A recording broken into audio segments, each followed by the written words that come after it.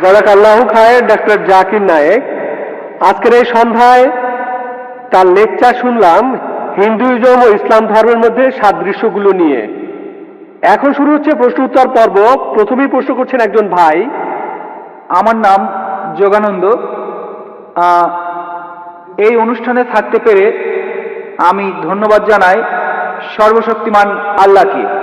আজকে স্রষ্টা আমাদের কাছে শান্তির বাণী পাঠিয়েছেন জাকির নায়েকের মাধ্যমে।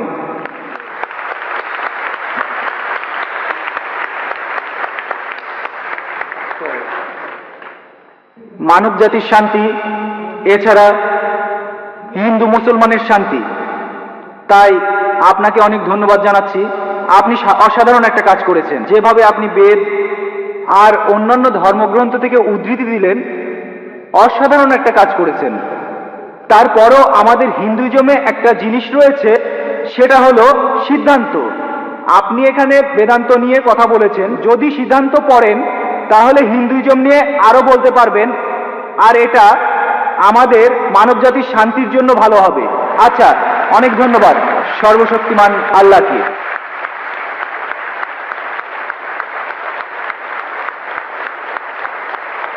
আপনার মন্তব্যের জন্য অনেক ধন্যবাদ। তিনি আমার প্রচেষ্টাকে পছন্দ করেছেন। আমি জানি আমরা অনেক বিষয় নিয়ে কথা বলতে পারি। সাধারণত আমার লেকচারের সময় থাকে 1 ঘন্টা থেকে 1 ঘন্টা 15 মিনিট, কিন্তু আজকে আমাকে লেকচারের সময় দেওয়া হয়েছিল 1.5 ঘন্টা, কিন্তু আমি কথা বলেছি 1 ঘন্টা 40 মিনিট। আমি জানি আমরা যা কিছু করছি আমাদের এই কাজগুলো মহাসাগরে 1 বিন্দু পানির সমান। বিস্তারিত জানার জন্য আমার ভিডিও ক্যাসেট দেখতে পারেন, concept of god in major religions. এছাড়াও দেখতে পারেন মুহাম্মদ সাল্লাল্লাহু আলাইহি সাল্লাম ইন মেজর রিলিজিয়ান্স স্ক্রিপচার্স। এইসব বিষয় আর হিন্দুইজমের উপর আমি বেশ কিছু বইও লিখেছি। ইনশাআল্লাহ এই বইগুলো পড়লে আপনারা হিন্দুইজম আর ইসলাম ধর্মের সাদৃশ্য সম্পর্কে অনেক কিছু জানতে পারবেন। আশা করি উত্তরটা পেয়েছেন।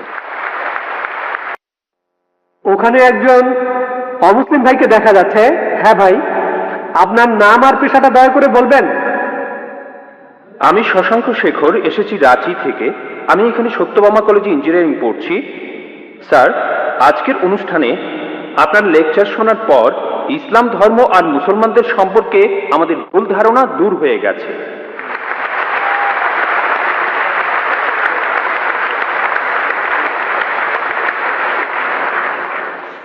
স্যার, আমি জম্মু আর কাশ্মীরে গিয়েছি, সেখানকার ভীতিকর অবস্থা দেখেছি। মানুষ সেখানে কষ্টে আছে মুসলমানদের সেই তথাকথিত জিহাদের কারণে। স্যার, আমার প্রশ্নটা হলো, ইসলাম কি এইসব কাজের অনুমতি দেয়? যদি না দেয় তাহলে এই জিহাদ শব্দটার অর্থ আসলে কি? কারণ পবিত্র কোরআনেই সূরা আরাফের 56 নম্বর আয়াতে বলা হয়েছে, তোমরা বিপর্যয় ঘটিও না। অথবা সূরা শুরার 40 নম্বর আয়াতে বলা হয়েছে যে প্রতিশোধ নেয়ার চাইতে ক্ষমা করা উত্তম। অথবা সূরা মাইদার 32 নম্বর আয়াতে বলা হয়েছে যে যদি কেউ কাউকে হত্যা করে সে মানব জাতিকেই হত্যা করলো। স্যার, একই বিষয় নিয়ে আমার আরো প্রশ্ন আছে। সেটা হলো, ইসলাম ধর্মে কোন জিনিসটাকে আমরা বেশি গুরুত্ব দেব, ধর্ম বা মাযহাব, নাকি আমাদের দেশ, মাদারল্যান্ড, মাতৃভূমি বা কওম? অনেক ধন্যবাদ। ভাই, আপনি খুব সুন্দর একটা প্রশ্ন করেছেন। প্রথম প্রশ্নটা হচ্ছে ইসলাম ধর্মে জিহাদ নিয়ে। প্রশ্ন করলেন যে কেন মানুষ যুদ্ধ করছে, কাশ্মীরে যা হচ্ছে জিহাদ, এটাকে ইসলাম কি অনুমতি দেয়? জিহাদ শব্দের অর্থ কি? এটা কি কোরআনে সূরা মাইদার 32 নম্বর আয়াতের বিরুদ্ধে যায় না? ভাই, এই জিহাদ সম্পর্কে বলি, এ ব্যাপারে ভুল ধারণা শুধু অমুসলিমদের মধ্যে নেই, মুসলমানদের মধ্যেও রয়েছে। বেশিরভাগ মানুষই এমনটা ভাবে যে কোনো মুসলিম যদি কোনো যুদ্ধ করে, যে কোনো যুদ্ধ হতে পারে নিজের সুবিধার জন্য, হতে পারে পলিটিক্সের জন্য, হোক সেটা ভাষার জন্য, হোক বর্ণের জন্য, সেটাই হলো জিহাদ। মুসলমানদের যুদ্ধ করাটাকে জিহাদ বলা হয় না। জিহাদ শব্দটা এসেছে আরবি শব্দ জাহাদা থেকে, তার মানে চেষ্টা করা, তার মানে পরিশ্রম করা। জিহাদ মানে সংগ্রাম, কোনো কিছুর জন্য চেষ্টা বা পরিশ্রম করা। ইসলামিক অভিধান অনুযায়ী জিহাদ অর্থ কারো অসৎ প্রবৃত্তির বিরুদ্ধে সর্বশক্তি দিয়ে লড়াই করা। এছাড়াও জিহাদ মানে সমাজের উন্নতির জন্য চেষ্টা করা। এছাড়াও জিহাদ শব্দটা যে যুদ্ধক্ষেত্রে আত্মরক্ষাকেও বোঝানো হয়ে থাকে। জিহাদের অর্থ অন্যায় অত্যাচারের বিরুদ্ধে লড়াই করা। জিহাদের মূল অর্থ চেষ্টা বা পরিশ্রম করা। অনেক মানুষের ভুল ধারণা আছে যে জিহাদ মানে পবিত্র যুদ্ধ। তারা জিহাদের অনুবাদ করে পবিত্র যুদ্ধ। পবিত্র যুদ্ধ বলে যে আরবি শব্দটা আছে সেটা হারবুম মুকাদ্দাসা, যদি আপনারা কোরআন পড়েন, কোরআনের কোথাও পাবেন না, একটা আয়াতও নেই, অথবা নবীজি সাল্লাল্লাহু আলাইহি সাল্লামের সহিহ হাদিসেও কোনো জায়গায় হারবুম মুকাদ্দাসার কথা বলা নেই। এই শব্দটা কোরআন বা হাদিসে নেই। জিহাদ শব্দটার অনুবাদ কোনোভাবেই পবিত্র যুদ্ধ নয়। ঐতিহাসিকরা এই পবিত্র যুদ্ধ শব্দটা প্রথম ব্যবহার করেছিল খ্রিস্টানদের ক্রুসেডকে বোঝানোর জন্য, যারা খ্রিস্টান ধর্ম প্রচার করেছে আর হাজার হাজার মানুষ হত্যা করেছে। দুর্ভাগ্যজনকভাবে বেশিরভাগ লোক, এমনকি তথাকথিত মুসলমান পণ্ডিতগণও জিহাদের অনুবাদ করে পবিত্র যুদ্ধ, এটা ভুল অনুবাদ। জিহাদ শব্দটার অর্থ চেষ্টা বা পরিশ্রম করা। অনেক সময় এই চেষ্টাটা যুদ্ধক্ষেত্রে হতে পারে, সেই যুদ্ধটাও হবে আল্লাহ সুবহানাহু ওয়া তাআলার পথে, সেটা কিতাল ফি সাবিলিল্লাহ। একটা প্রশ্ন করা হয়, ইসলামে কেন যুদ্ধ আর হত্যার অনুমতি দেওয়া হয়েছে? ইসলামের অনেক সমালোচক আছেন যারা বলেন ইসলাম খুব নিষ্ঠুর একটা ধর্ম, ইসলাম সবসময় বলে অমুসলিম কাউকে দেখলে তাকে মেরে ফেলো। অনেকেই বলেন, ইন্ডিয়াতে এরকম একজন আছেন অরুণ সুরি, তিনি একটা বই লিখেছেন দ্য ওয়ার্ল্ড অফ ফতোয়া। তিনি সূরা তাওবার 5 নম্বর আয়াতের উদ্ধৃতি দিয়ে বলেছেন যে কোরআন বলছে কোন কাফিরদের যেখানেই পাবে, ব্র্যাকেটে হিন্দু, তাদেরকে হত্যা করবে। যদি আপনি পবিত্র কোরআনের সূরা তাওবার 5 নম্বর আয়াতটা দেখেন, সেখানে বলা হয়েছে কাফিরদের যেখানে পাবে হত্যা করবে। তবে এই উদ্ধৃতিটার প্রসঙ্গের কথা এখানে বলা নেই। যদি আপনারা এই আয়াতটার আগের আয়াতগুলো পড়েন, সেখানে একটা শান্তি চুক্তির কথা বলা হয়েছে, মক্কার মুশরিকদের সাথে মুসলিমদের একটা শান্তি চুক্তি। পবিত্র কোরআনের সূরা তাওবার প্রথম 4টা আয়াতে মক্কার মুশরিকদের সাথে মুসলমানদের একটা শান্তি চুক্তির কথা বলা হয়েছে, আর মক্কার মুশরিকরা এই শান্তি চুক্তিটা ইচ্ছা করেই ভেঙেছিল। এরপর আল্লাহ তাআলা 5 নম্বর আয়াতটা নাজিল করলেন মুশরিকদের সম্পর্কে। সেই আয়াতে আল্লাহ মুসলিমদের বললেন সবকিছু 4 মাসের মধ্যে ঠিক করে ফেলো, না হলে যুদ্ধ ঘোষণা করো। আর যুদ্ধক্ষেত্রে আল্লাহ বলেছেন যখন শত্রুরা তোমাকে আক্রমণ করতে আসবে, তুমি শত্রুদের হত্যা করবে। এই আয়াতটা যুদ্ধক্ষেত্রের কথা বলছে। যখন শত্রুরা তোমাকে মারতে আসবে, ভয় না পেয়ে লড়াই করো। আজকের দিনে একজন আর্মি জেনারেল তার দলের সৈন্যদের মনোবল চাঙ্গা করার জন্য সেই জেনারেল বলবেন যে যখন শত্রুরা আসবে তাদের মেরে ফেলো। আর অরুণ সুরি 5 নম্বর আয়াতটা বলার পরে চলে গেছেন 7 নম্বর আয়াতে, কারণ 6 নম্বর আয়াতে উত্তরটা আছে। পবিত্র কোরআনের সূরা তাওবার 6 নম্বর আয়াতে উল্লেখ করা হয়েছে, যদি কোনো কাফির তোমার কাছে আশ্রয় প্রার্থনা করে, যদি তারা শান্তি চায়, তাহলে তোমরা তাদের নিরাপদ স্থানে পৌঁছে দেবে। শত্রু যদি আশ্রয় প্রার্থনা করে, তাদের নিরাপদ স্থানে পৌঁছে দাও। আজকের দিনের সবচেয়ে ভালো আর্মি জেনারেল খুব বেশি হলে তার সৈন্যদের বলবেন যে শত্রুদের চলে যেতে দাও। এখানে আল্লাহ বলছেন তাদের শুধু ছেড়ে দিও না, তাদের কোনো নিরাপদ স্থানে পৌঁছে দাও।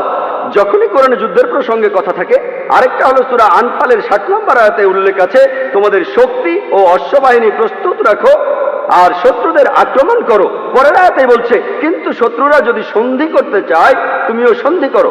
তাহলে যে আয়াতগুলোতে যুদ্ধের কথা বলা হয়েছে, তার পরের আয়াতে বলছে যদি তারা শান্তি চায়, শান্তিই ভালো। এখন আরেকটা প্রশ্ন, সূরা মাইদার 32 নম্বর আয়াতে কি বলছে, বা সূরা নিসার 40 নম্বর আয়াতে কি বলছে, যে যদি কোনো মানুষকে হত্যা করা হয় তাহলে সে যেন পুরো মানুষ জাতিকে হত্যা করলো। এটাই হলো ইসলামের আসল কথা। যদি কেউ কোনো মানুষকে হত্যা করে, হোক সে মুসলিম বা অমুসলিম, যদি সেটা হত্যা বা ধ্বংসাত্মক কাজের অপরাধে না হয়, যদি দুর্নীতির অপরাধে না হয়, তাহলে সে যেন পুরো মানুষ জাতিকেই হত্যা করলো। আর কেউ যদি কোনো মানুষকে বাঁচায়, তাহলে সে যেন পুরো মানুষ জাতিকে বাঁচালো। এখন আপনারা যদি ভগবদ গীতা পড়েন, ভগবদ গীতার 2য় অধ্যায়ের 50 অনুচ্ছেদে আছে, বলা হয়েছে শ্রীকৃষ্ণ এখানে অর্জুনকে জিহাদ করতে বলেছেন। চেষ্টা। যদি আপনারা পড়েন মহাভারত, মহাভারতের হাজার হাজার অনুচ্ছেদে যুদ্ধের কথা রয়েছে, হাজার হাজার অনুচ্ছেদে। কোরআনে যত যুদ্ধের কথা আছে তার চেয়ে অনেক বেশি। মহাভারত একটা ধর্মগ্রন্থ, আপনারা হয়তো জানেন। এখানে রাজ্য নিয়ে একটা যুদ্ধের গল্প রয়েছে পাণ্ডব আর কৌরবদের মধ্যে। পাণ্ডবদের 5 ভাই আর কৌরবরা 100 ভাই, যুদ্ধ। আর ভগবদ গীতা হলো মহাভারতের অংশ। 18টা অধ্যায় কৃষ্ণের কথা। প্রভু তিনি উপদেশ দিচ্ছেন অর্জুনকে। অর্জুন বলছে, এটা আছে ভগবদ গীতার 1 নম্বর অধ্যায় 42 থেকে 46 অনুচ্ছেদে, আমি আমার আত্মীয়দের সাথে যুদ্ধ না করে নিরস্ত্র অবস্থায় এই যুদ্ধক্ষেত্রে মরে যাব। কিভাবে জ্ঞাতি ভাইদের সাথে যুদ্ধ করব? কৌরবরা আমার জ্ঞাতি ভাই, যুদ্ধ না করে আমি বরং যুদ্ধক্ষেত্রে নিরস্ত্র অবস্থায় মরে যাব। ঠিক তখনই শ্রীকৃষ্ণ জানেন তিনি কি বলেছিলেন? 2য় অধ্যায় 2 আর 3 অনুচ্ছেদে আছে, তোমার মনে এমন অশুদ্ধ চিন্তা এলো কিভাবে? এটা একটা পাপ। তুমি এতটা দুর্বল হলে কিভাবে? তোমার হৃদয় দুর্বল হলো কিভাবে? শ্রীকৃষ্ণ নিজেই বলেছেন যে অর্জুনের চিন্তাটা ঠিক নয়, এটা অশুদ্ধ চিন্তা, এটা একটা পাপ। এটা করলে তুমি স্বর্গে যেতে পারবে না, তুমি বেহেশতে যেতে পারবে না। এরপরে ভগবদ গীতার 2য় অধ্যায়ের 31 থেকে 33 অনুচ্ছেদে আছে, শ্রীকৃষ্ণ তিনি বলেছেন, তিনি অর্জুনকে বলেছেন যে ক্ষত্রিয়দের দায়িত্ব হলো যুদ্ধ করা। যদি যুদ্ধ না করো তাহলে স্বর্গে যেতে পারবে না, আর যুদ্ধ না করলে তুমি একটা পাপ করবে। যদি ভালো করে দেখেন ভগবত গীতায় শ্রীকৃষ্ণ বলছেন যে তোমাকে যুদ্ধ করতে হবে। চিন্তা করেন, আমি যদি ভগবত গীতার এই উদ্ধৃতি দিয়ে বলি যে শ্রীকৃষ্ণ বলছেন অর্জুনকে তোমার আত্মীয় স্বজনদের যুদ্ধ করে হত্যা করতে হবে, কোনো প্রসঙ্গ ছাড়া উদ্ধৃতি দিলে সেটা হবে শয়তানি। আর প্রসঙ্গটা বললে শ্রীকৃষ্ণ অর্জুনকে বলছেন যদি তোমাকে লড়তে হয় মিথ্যার বিরুদ্ধে সত্যের জন্য, তুমি যে কারো বিরুদ্ধে যুদ্ধ করো, এমনকি সে যদি আত্মীয় হয়। প্রসঙ্গটা বললে অনুচ্ছেদটা যুক্তি আছে। যখন ন্যায় বিচারের জন্য যুদ্ধ করছেন, যদি সেটা আত্মীয় স্বজনের বিরুদ্ধে যায় তাতে কোনো সমস্যা নেই। ভগবত গীতা আর মহাভারতে এই কথাটাই বলা হয়েছে, সত্যের পক্ষে আর মিথ্যার বিরুদ্ধে যুদ্ধ। যখনই আমি কোনো হিন্দুকে মহাভারত আর গীতার কথা বলবো, সে তো এটা জানে, সে বলবে না মহাভারত আর গীতায় সত্যের সাথে মিথ্যার যুদ্ধের কথা বলা হয়েছে, আর ঠিক এরকম কথাই আছে পবিত্র কোরআনে। তাহলে মহাভারত আর গীতার উদ্ধৃতিগুলো শুনলে আপনি কোরআনকেও বুঝতে পারবেন। এছাড়াও অনেক লোক বলে ও কোরআনে জিহাদের কথা বলছে, আপনি জিহাদ করতে গিয়ে মারা গেলে বেহেশতে যাবেন।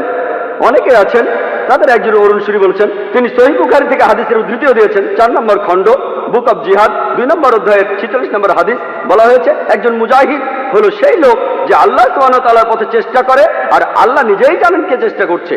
এরপরে নবীজি বলেছেন যদি কোনো মুজাহিদ যুদ্ধক্ষেত্রে মারা যায় সে জান্নাতে যাবে, সে পরকালে বেহেশতে যাবে, কিন্তু যদি সে ফিরে আসে মারা না যায় সে ফিরে আসবে গনিমতের মাল নিয়ে। এই হাদিসটা আর কোরআনের বিভিন্ন আয়াতের কথা বলছেন ইসলামের সমালোচকরা। আমি ভাবি হিন্দু সমালোচকরা এই উদ্ধৃতিটা দেয় কিভাবে? তারা কি ভগবত গীতা পড়েনি? তারা কি মহাভারত পড়েনি? এমনকি শ্রীকৃষ্ণ তিনি ভগবত গীতায় বলেছেন 2য় অধ্যায়ের 37 অনুচ্ছেদে আছে, হে অর্জুন, হে কুন্তির পুত্র, যুদ্ধের প্রস্তুতি নাও, যদি যুদ্ধে মারাও যাও কোনো সমস্যা নেই, তুমি স্বর্গে চলে যাবে। আর যদি তুমি জয়লাভ করে ফিরে আসো তাহলে তুমি এই পৃথিবীর ধন সম্পদগুলো পাবে। হাদিসে একই কথা আছে। তাহলে কৃষ্ণ যখন অর্জুনকে বলছে যুদ্ধ করো সমস্যা নেই, যদি মারা যাও স্বর্গে চলে যাবে, যদি যুদ্ধে জিতে ফিরে আসো তুমি অনেক ধন সম্পদ পাবে। সহিহ বুখারীও একই কথা বলছে, কোরআনেও একই কথা আছে। তাহলে ধর্মগ্রন্থগুলো পড়লে আমরা একে অন্যকে ভালোভাবে বুঝতে পারবো। তাহলে ইসলামে যুদ্ধের অনুমতি আছে শেষ উপায় হিসেবে, আত্মরক্ষার জন্য আর অত্যাচারের বিরুদ্ধে, না হলে নয়। আর জিহাদ অর্থ চেষ্টা বা পরিশ্রম করা। এবার আমরা দ্বিতীয় প্রশ্নে আসি, কোনটা বেশি ইম্পর্ট্যান্ট? এখানে বেশি ইম্পর্ট্যান্ট কি দেশের আইন কানুন মেনে চলা নাকি মাযহাব বা দিনকে মানা? যেন আমাকে প্রশ্ন করছেন আমার উপর কার দাবি আগে, আমার বাবার দাবি আগে না মায়ের দাবি আগে?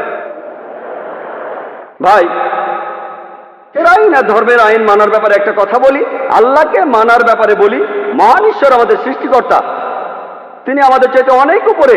ঈশ্বরের আইন মেনে চলাটা আমাদের কাছে সবচেয়ে ইম্পর্টেন্ট, অন্য যে কোনো আইনের চাইতে। সে আইনটা যেই লিখুক না কেন, যেই লিখুক না কেন। তবে আমি একজন ইন্ডিয়ান, আমি জানি যে ইন্ডিয়ার সংবিধানে এমন কোনো আইন নেই যেটা ইন্ডিয়ার কোনো মুসলমানকে তার ধর্ম পালন করতে বাধা দেয়, কোনো বাধা নেই। সত্যি বলতে ইন্ডিয়া এমন একটি দেশ যার সংবিধানে লেখা আছে যে ইন্ডিয়ার নাগরিক, তাদের জন্য এটা জন্মগত অধিকার যে তারা তাদের ধর্ম পালন করতে পারবে। আমিও সে কাজই করছি।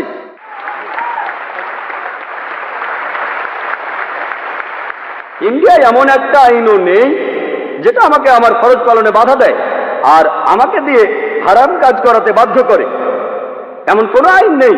আমি 5 ওয়াক্ত নামাজ পড়তে চাইলে পড়বো, না পড়তে চাইলে পড়বো না। ইন্ডিয়ার সংবিধানে এমন একটা আইনও নেই যেটা আমাকে ভালো মুসলিম হতে বাধা দেয়। আমি এখানে আমার কথা বলতে পারি, আমি একজন ভালো মুসলিম আলহামদুলিল্লাহ, আর একজন ভালো ইন্ডিয়ানও। আর সংজ্ঞা অনুযায়ী, ভৌগোলিক সংজ্ঞা অনুযায়ী একজন ইন্ডিয়ানকে ভৌগোলিকভাবে বলা হয় হিন্দু। হিন্দু যদি হয় ভৌগোলিক সংজ্ঞা, আমি ইন্ডিয়ার একজন হিন্দু এবং ইসলাম ধর্ম পালন করি।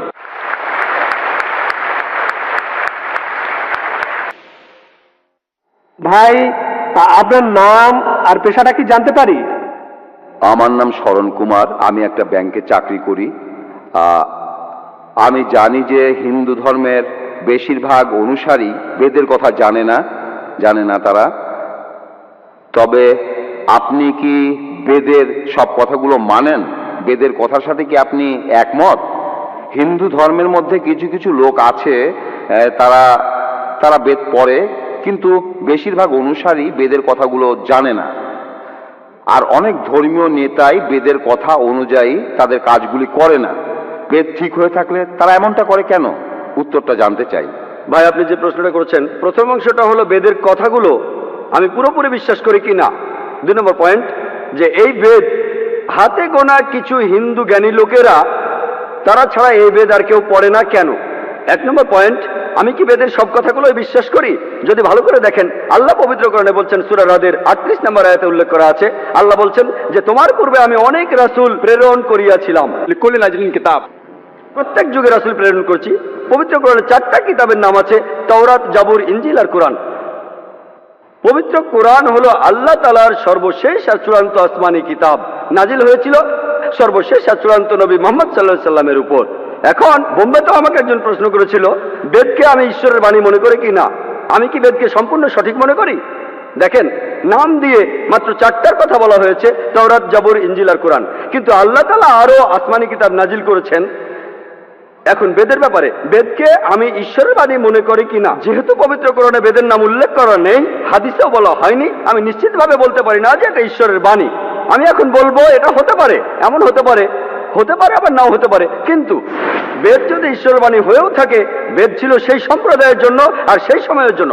বর্তমানে আমরা মানব সর্বশেষ আর চূড়ান্ত আসমানি কিতাবকে, অর্থাৎ পবিত্র কোরআন, পুরো মানুষ জাতির জন্য। 2 নম্বর প্রশ্ন, আমি বেদের সবকিছু বিশ্বাস করি কিনা। আল্লাহ পবিত্র কোরআনে সূরা বাকারার 79 নম্বর আয়াতে বলেছেন, فويل للذين يكتبون الكتاب بأيديهم ثم يقولون هذا من عند الله ليشتروا به ثمنا قليلا فويل لهم مما كتبت أيديهم ويل لهم مما يكسبون। দুর্ভোগ তাহাদের যাহারা নিজ হাতে কিতাব রচনা করে তুচ্ছ মূল্য প্রাপ্তির জন্য বলে, ইহা আল্লাহর নিকট হইতে।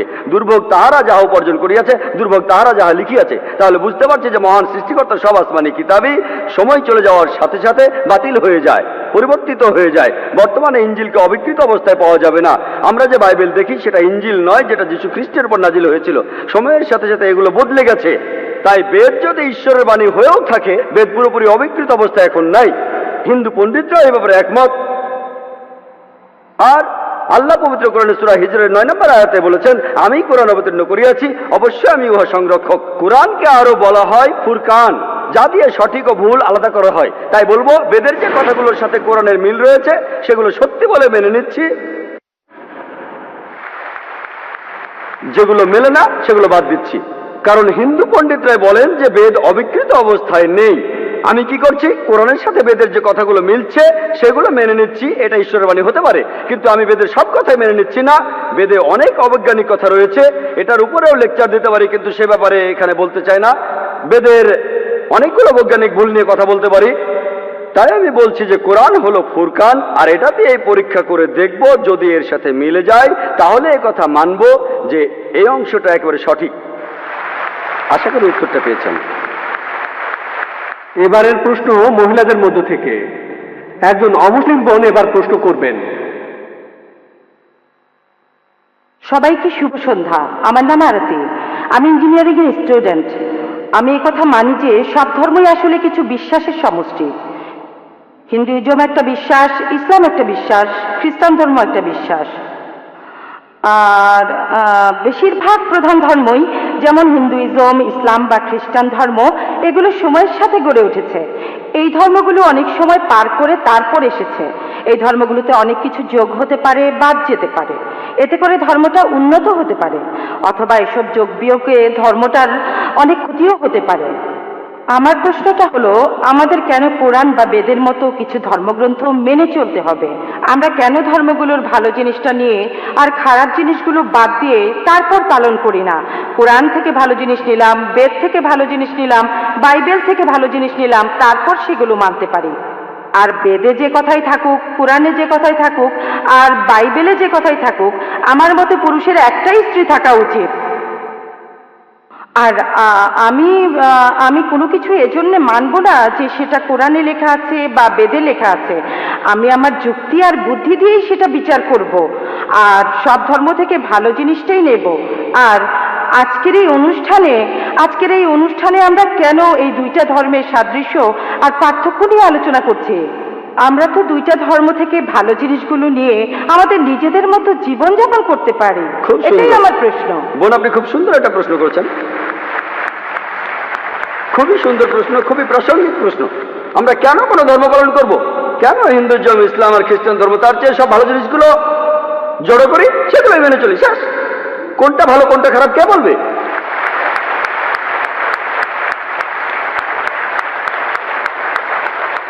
যেমন ধরুন, আমেরিকাতে স্কার্ট পরা আর শর্টস পরা খুবই কমন, পশ্চিমাদের এটা ভদ্রতা, তাদের জন্য স্কার্ট আর শর্টস পরা ভদ্রতা। যদি চেন্নাইতে এমন করেন, যদি এখানে স্কার্ট শর্টস পরা কোনো মেয়েকে আপনি দেখেন, তখন বলবেন এটা অভদ্রতা, আপনিও বলবেন বোন, আপনিও বলবেন অভদ্রতা। তাহলে আমেরিকায় যেটা ভদ্রতা এখানে সেটা অভদ্রতা। কয়েক বছর আগে আমি আমেরিকায় গিয়েছিলাম, সেখানে একজন বলল তোমাদের ইন্ডিয়ার মহিলারা খুবই অভদ্র। আমি অবাক হয়ে বললাম কেন ইন্ডিয়ার মহিলারা অভদ্র কেন?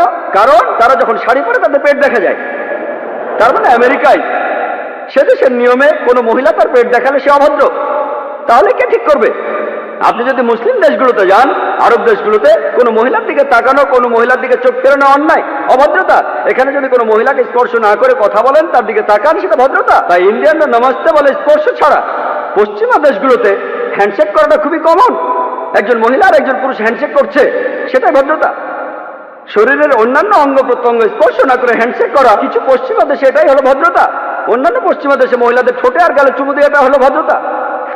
আর কিছু পশ্চিমা দেশে আপনি যা খুশি তাই করতে পারেন, পুরুষ আর মহিলা তারা স্বেচ্ছায় যা করবে সবই হলো ভদ্রতা। কে ঠিক করবে? ঠিক করবে কে? কে ঠিক করবে? আমেরিকায় অনেকগুলো নুট বিচ রয়েছে। টাইমস অফ ইন্ডিয়া 2 মাস আগে পড়লাম, সমুদ্র ভ্রমণ, নুট ক্রুজ, জাহাজে যারা থাকবে সবাই উলঙ্গ থাকবে, তাদের জন্য এটা ভদ্রতা। কে ঠিক করবে? সবচেয়ে ভালো যিনি বলতে পারেন তিনি সৃষ্টিকর্তা। আমি প্রশ্ন করছি কোনটা ভালো কোনটা খারাপ কে ঠিক করবে? কে ঠিক করবে? আপনি বললেন সেরা নিয়মগুলোই বাঁচা হবে, আর আমিও আপনার সঙ্গে একমত। আমি আপনার সঙ্গে একমত, সবগুলো ধর্মের ভালো জিনিসগুলো বেছে নেন। আমি সেটাই করেছি, আমি সব ভালো জিনিসগুলো বেছে নিয়েছি বেদের মধ্যে থেকে।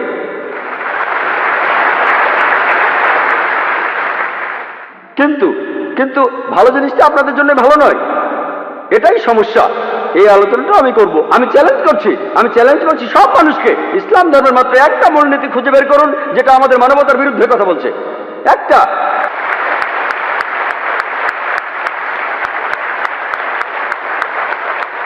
আমি চ্যালেঞ্জ করছি, আমি অন্য মুসলমানকে এর মধ্যে টানছি না, আমি শুধু আমার মাথাটা গিলোটিনে রাখছি। আমি সবাইকে চ্যালেঞ্জ করছি, যে কেউ, হ্যাঁ অনেক অমুসলিম আছেন যাদের কাছে মনে হবে কিছু এক ভুল, যেমন ধরুন এই বোন পুরুষের একাধিক বিয়েতে একমত নন। এরপরেও বলবো ইনশাল্লাহ আমার উত্তরটা শুনে আপনিও মানবেন, ইনশাল্লাহ মেনে নেবেন, আপনিও একমত হবেন। যেমন ধরুন আপনি প্রশ্ন করলেন 2 আর 2 যোগ করলে কত হয়, আমি উত্তরটা জানি বলে দিলাম, তারপর আপনি উত্তর শুনে মেনে নেবেন। আমরা এখানে যেটা করব, যেসব ব্যাপারে আপনারা একমত নন, আপনার মাইকের সামনে এসে প্রশ্ন করবেন। আমি আসলে একজন ছাত্র হিসেবে যথাসাধ্য চেষ্টা করবো, আল্লাহ চাইলে উত্তরটা দিতে পারবো। এখন বেদ যে বলছে আপনি একাধিক বিয়ে করতে পারেন, খ্রিস্টানদের বাইবেল বলছে, কোরআনও বলছে, এখন আপনি এইসবের কোনোটাই মানতে চান না, সমস্যা নেই, আসুন আমরা যুক্তির কথা বলি, আমরা যুক্তি দিয়ে দেখি। বোন, আপনি কি জানেন প্রাকৃতিকভাবে ছেলেরা আর মেয়েরা সমান অনুপাতে জন্মায়? প্রাকৃতিকভাবে ছেলেরা আর মেয়েরা সমান অনুপাতে জন্ম নেয়। কিন্তু কোনো ডাক্তারের কাছে যান, শিশুদের উপরে ডাক্তার, তিনি বলবেন যে মেয়ে শিশুরা বিভিন্ন জীবাণুর বিরুদ্ধে ছেলে শিশুর চেয়ে ভালোভাবে লড়াই করতে পারে। তাহলে শিশু বয়সে দেখা যায় মেয়ে শিশু যত মারা যায় তার চেয়ে ছেলে শিশু অনেক বেশি মারা যায়। শিশু বয়সে মেয়েদের সংখ্যা ছেলেদের চাইতে বেশি থাকে। তারপর সময় যায়, মানুষ ধূমপানের কারণে মারা যায়, মদ খাওয়ার কারণে মারা যায়, অ্যাক্সিডেন্টে মারা যায়, যুদ্ধে মারা যায়, এখানেও মেয়েদের চাইতে ছেলেরা বেশি মারা যায়। তাই আজকের দিনে পৃথিবীতে পুরুষের চাইতে মহিলার সংখ্যা অনেক বেশি। শুধুমাত্র কয়েকটা দেশে, ইন্ডিয়ার মতো তৃতীয় বিশ্বের কয়েকটা দেশে মেয়েদের সংখ্যা ছেলেদের চাইতে অনেক কম। কারণটা জানেন? কারণ হলো মেয়ে শিশু হত্যা। বিবিসির একটা রিপোর্টে এমিলিও বেকাননের কথা অনুযায়ী তিনি একটা প্রোগ্রামে বেশি বয়সে মৃত্যু নিয়ে বলেছিলেন প্রত্যেক দিন ইন্ডিয়াতে 3000-এরও বেশি মহিলা তাদের গর্ভপাত ঘটায় যখন জানতে পারে গর্ভের শিশুটি মেয়ে। তার মানে প্রতি বছরে ইন্ডিয়াতে 10 লাখেরও বেশি মহিলা গর্ভপাত ঘটায় যখন জানতে পারে গর্ভের শিশুটি মেয়ে। যদি এই অশুভ প্রথাটি বন্ধ করা যায়, আর তামিলনাড়ুর সরকারি হাসপাতালের রিপোর্ট অনুযায়ী আপনাদের এই প্রদেশেই এই রিপোর্ট বলছে প্রতি 10 জন মেয়ে সন্তানের 4 জনকে মারা হয়, এই কাজটা কি সঠিক? এটা ভুল।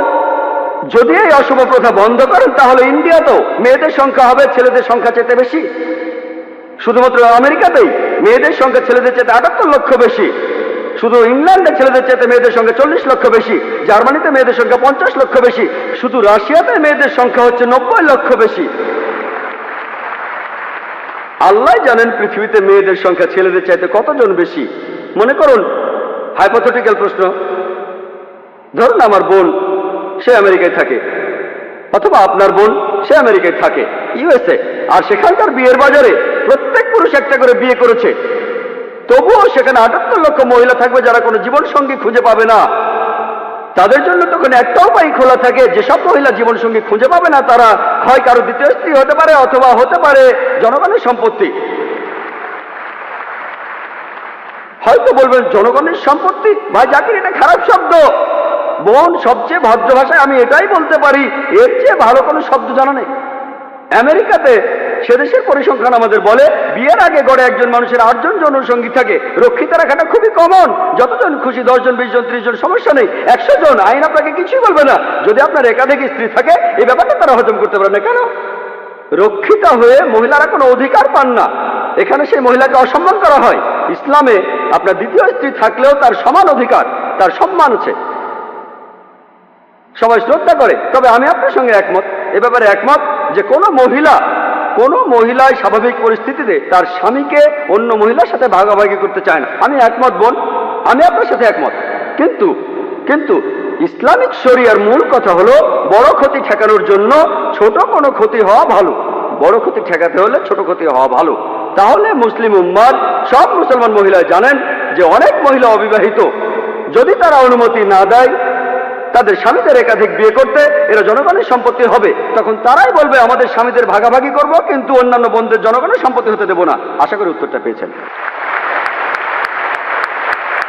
এবারের প্রশ্ন পুরুষদের মধ্য থেকে, ডান দিকের মাইকে। আমার নাম দেবরাজ, আমি একজন ইঞ্জিনিয়ার। আমি একটা ইঞ্জিনিয়ারিং ফার্মে সিনিয়র ম্যানেজার হিসেবে কাজ করছি। উপস্থিত শ্রোতাদের সবাইকে বলছি, আজকে আমরা একটা অসাধারণ অনুষ্ঠান উপভোগ করলাম। এই লেকচারে হিন্দুদের সবারই চোখ খুলে গেছে।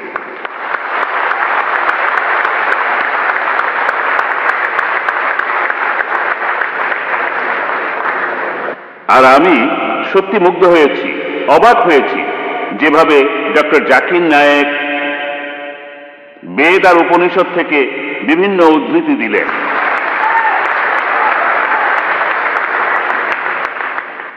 আমি এটাই বলবো, বেশিরভাগ লোকই বলবে ডক্টর জাকিরের এই ক্ষমতা ঈশ্বরই তাকে দিয়েছেন।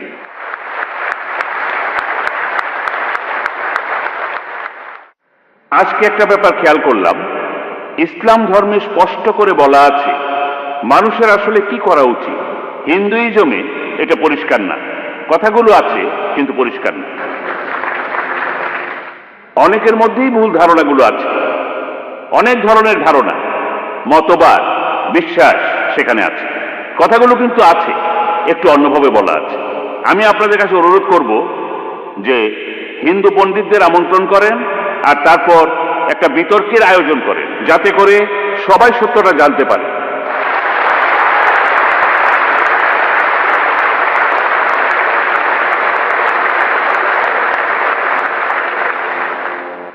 আর এতে করে হিন্দু আর মুসলমানরা আরো কাছাকাছি আসতে পারবে। আর সবাই মিলে আমরা সবাই মিলে দেশের উন্নতি, দেশের একতা আর শান্তির জন্য কাজ করতে পারি একসাথে। ধন্যবাদ ভাই, আপনি খুব ভালো পরামর্শ দিয়েছেন, আপনাকে অনেক ধন্যবাদ। আমি আপনার সাথে একমত যে এই আলোচনায় অনেক হিন্দুর চোখ খুলবে, এমনকি মুসলমানদেরও চোখ খুলবে। এই আলোচনাতে মুসলমানদেরও চোখ খুলবে, আমি শিওর। আপনারা কি বলেন? আর ভাই খুব ভালো পরামর্শ দিলেন যে হিন্দু ধর্মের পণ্ডিতদের ডেকে আমরা বিতর্ক করতে পারি। আমি বলবো মত বিনিময়। এ কথাটা পবিত্র কোরআনেও আছে। লেকচারের শুরুতে বলেছিলাম সূরা আল ইমরানের 64 নম্বর আয়াতে বলা হয়েছে, তাআলাউ ইলা কালিমাতিন সাওয়াইন বাইনাকুম। এসো সেই কথায় যাহা তোমাদের এবং আমাদের মধ্যে এক। আমিও সেই কাজটাই করছি। আমি ইন্ডিয়ার বিভিন্ন প্রান্তে যাচ্ছি, পৃথিবীর বিভিন্ন প্রান্তে যাচ্ছি, মত বিনিময় করছি বিভিন্ন ধর্মের পণ্ডিত, খ্রিস্টান ধর্ম, হিন্দুইজম। আমি শুধু একজন ছাত্র, আমি কোনো পণ্ডিত নই, সামান্য একজন ছাত্র বিভিন্ন ধর্মের উপর। আমি কেরালা আর বোম্বেতে হিন্দু পুরোহিতদের সাথে মত বিনিময় করেছি। এমনই একটা বিতর্কের জন্য কয়েক মাস পরে আমি ব্যাঙ্গালোর যাব ইনশাআল্লাহ। তিনি শ্রী শ্রী রবিশঙ্কর, তিনি আমাকে সেখানে আমন্ত্রণ জানিয়েছেন। আমি শ্রী শ্রী রবিশঙ্করের নাম অনেক শুনেছি। তিনি খুব বিখ্যাত মানুষ, পৃথিবীর 40টা দেশে তার আশ্রম রয়েছে, আর্ট অফ লিভিং। আর এই মাদ্রাজে আপনারা যদি কেউ আয়োজন করতে পারেন, মাদ্রাজের কোনো হিন্দু পুরোহিত থাকলে আমি তার সঙ্গে কথায় আনন্দিত হব, মত বিনিময় করব। এর আগের বার মাদ্রাজে আমি কাশীর শঙ্করাচার্যের সঙ্গে কথা বলেছিলাম, গতবার যখন এসেছিলাম কয়েক মাস আগে। আমরা সেখানে কথা বলেছিলাম বাবরি মসজিদের উপর বিভিন্ন বিষয় নিয়ে। আমি সেখানে কিছু উত্তর দিয়েছিলাম তার প্রশ্নের। এখানে কোনো সমস্যা নেই, আমিও পছন্দ করি সেটা। আমরা এখানে এসেছি সাদৃশ্যগুলো দেখতে। আপনারা যদি কেউ আয়োজন করতে পারেন, মুসলিম বা অমুসলিম ভাই যে হোক না কেন, আপনারা আয়োজন করুন যাতে আমরা মত বিনিময় করতে পারি। তবে এমন কাউকে আনুন যিনি জ্ঞানী, মানে যিনি ধর্মগ্রন্থ সম্পর্কে জানেন, যেমন শঙ্করাচার্য, প্রধান পুরোহিত, যাতে করে আমরা আমাদের মিলগুলো দেখতে পারি আর সবাই মিলে এই জাতিটাকে গড়ে তুলতে পারি।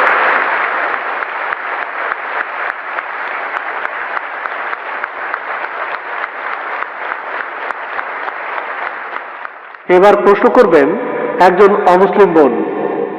মিস্টার জাকির, প্রশ্নটা করেছে আমার এক অমুসলিম বন্ধু। সে আমাকে বলে যে মুসলমানদের মধ্যেই বিভ্রান্তি আছে। মুসলমানরা নিজেরাই এক অন্যকে প্রশ্ন করে যে আপনি কি ওয়াহাবি নাকি আপনি একজন সুন্নি। তার মতে মুসলমানদের বিভ্রান্তির মধ্যে রয়েছে। এখন এ ব্যাপারে আপনি কি বলবেন? এ ব্যাপারে আমরা মুসলমানরা কি বলতে পারি? বোন, আপনি বললেন যে এক অমুসলিম বোন প্রশ্ন করেছেন যে মুসলমানদের নিজেদের মধ্যে বিভ্রান্তি আছে যে আপনি কি ওয়াহাবি নাকি হান্নাফি, শাফি নাকি মালিকি। তাহলে মুসলমানরা বিভ্রান্তির মধ্যে আছে, এর উত্তরটা কি? আমি অমুসলিম এই বোনের সাথে একমত। দুর্ভাগ্যজনকভাবে মুসলমানরা এখন অনেক ভাগে বিভক্ত। তবে আমি যখন হিন্দুদের বেদ পড়তে বলছি তখন মুসলমানদেরও কোরআন পড়তে বলছি।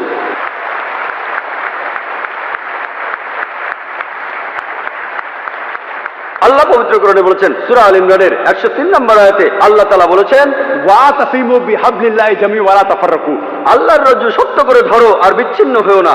আমরা আল্লাহর রশি ধরবো, আর সেই রশি হলো পবিত্র কোরআন আর সহিহ হাদিস।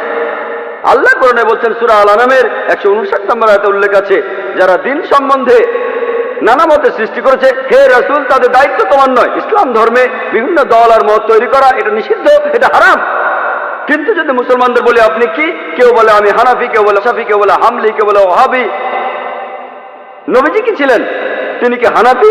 তিনি কি শাফি? তিনি কি হামলি? তিনি কি মালিকি? তিনি কি ছিলেন? তিনি মুসলিম ছিলেন। পবিত্র কোরআনে সূরা আল ইমরানের 52 নম্বর আয়াতে উল্লেখ করা আছে, ঈসা আলাইহিস সালাম, যীশু খ্রিস্ট, তিনি মুসলমান ছিলেন। পবিত্র কোরআনে সূরা আল ইমরানের 67 নম্বর আয়াতে উল্লেখ আছে যে ইব্রাহিম আলাইহিস সালাম, তিনিও মুসলিম ছিলেন। পবিত্র কোরআনে সূরা ফুসিলাতে 33 নম্বর আয়াতে উল্লেখ করা আছে, ওয়ামান আহসানু ক্বালাম মিম্মান দাআ ইলাল্লাহি ওয়া আমিলা সালিহান ওয়া ক্বালা ইন্নানি মিনাল মুসলিমিন। সেই ব্যক্তির চেয়ে কে উত্তম যে মানুষকে আহ্বান করে আল্লাহর পথে, সৎকর্ম করে আর বলে আমি মুসলমান। আমাদের নবী মুহাম্মদ সাল্লাল্লাহু আলাইহি ওয়াসাল্লাম মুসলমান ছিলেন। আল্লাহই বলেছেন আমরা হব মুসলমান। মুসলমানের চেয়ে ভালো কোনো বিশেষণ নেই। আর চারজন বিখ্যাত ইমামের সবাই, ইমাম আবু হানিফা, ইমাম শাফি, ইমাম আহমদ ইবনে হাম্বল, ইমাম মালিক, আল্লাহ সবাইকে শান্তিতে রাখুন, তারা বিখ্যাত পণ্ডিত। আমি তাদের সবাইকে শ্রদ্ধা করি, পছন্দ করি। তারা বিখ্যাত পণ্ডিত।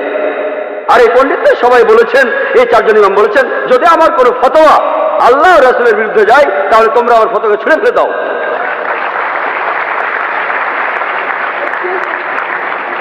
যদি ভালো করে দেখেন, এই যে ইমাম যারা ছিলেন তারা মুসলমানদের বিভক্ত করতে চাননি। তারা চেয়েছিলেন মানুষ যেন মূল ধর্মগ্রন্থগুলো পড়ে, কোরআন আর সহিহ হাদিস।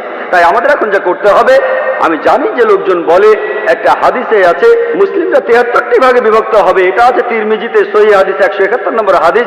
নবীজি বলেছেন ভবিষ্যতে 73টি ভাগ তৈরি হবে, ভাগ করা উচিত সেটা বলেননি। নবীজি জানতেন যে আল্লাহ এই কাজটাকে নিষিদ্ধ করেছেন। তাহলে যেটা করতে পারেন, আল্লাহ আর রাসূলকে মানেন, আর নিজেদের আপনারা যে নামে ডাকতে পারেন সেটা হলো মুসলমান। যে কোনো পণ্ডিত, পৃথিবীর যে কোনো পণ্ডিত, ধরলাম তিনি পৃথিবীর সবচেয়ে বড় পণ্ডিত, তার কাছে প্রমাণ দেখতে চান, কুল হাতু বুরহানাকুম, আপনার প্রমাণটা দেখান। যদি সত্যি বলে থাকেন, আপনি নির্দোষ হলে তার প্রমাণ দেখান। তাহলে যদি কোনো পণ্ডিতের সাথে মতভেদ হয়, তার কাছে প্রমাণ দেখতে চান, প্রমাণটা নিয়ে পরীক্ষা করুন। এজন্য আমি রেফারেন্স দেই। আমি যা বলি, জাকির যা বলে, ইসলামে তার কোনো মূল্য নেই, জিরো, শূন্য। সেজন্যই বলি, জাকির বলেনি, আল্লাহ বলেছেন কুল হুয়াল্লাহু আহাদ, বলো তিনি আল্লাহ এক, অদ্বিতীয়। আমি জাকির বললে ইসলামে এটা মূল্যহীন, শূন্য। আল্লাহ যা কিছু বলেছেন সেটা মানতে হবে, নবীজি বললে সেটাও মানতে হবে। সেজন্য বোন, মুসলিমদের বিভক্ত হওয়া উচিত না, আমাদের শুধু মুসলিমই বলা উচিত। আর কোরআন আর সহিহ হাদিস আমরা মেনে চলবো। যারা বিভিন্ন মতের সৃষ্টি করে তারা ইসলামের বিরুদ্ধে।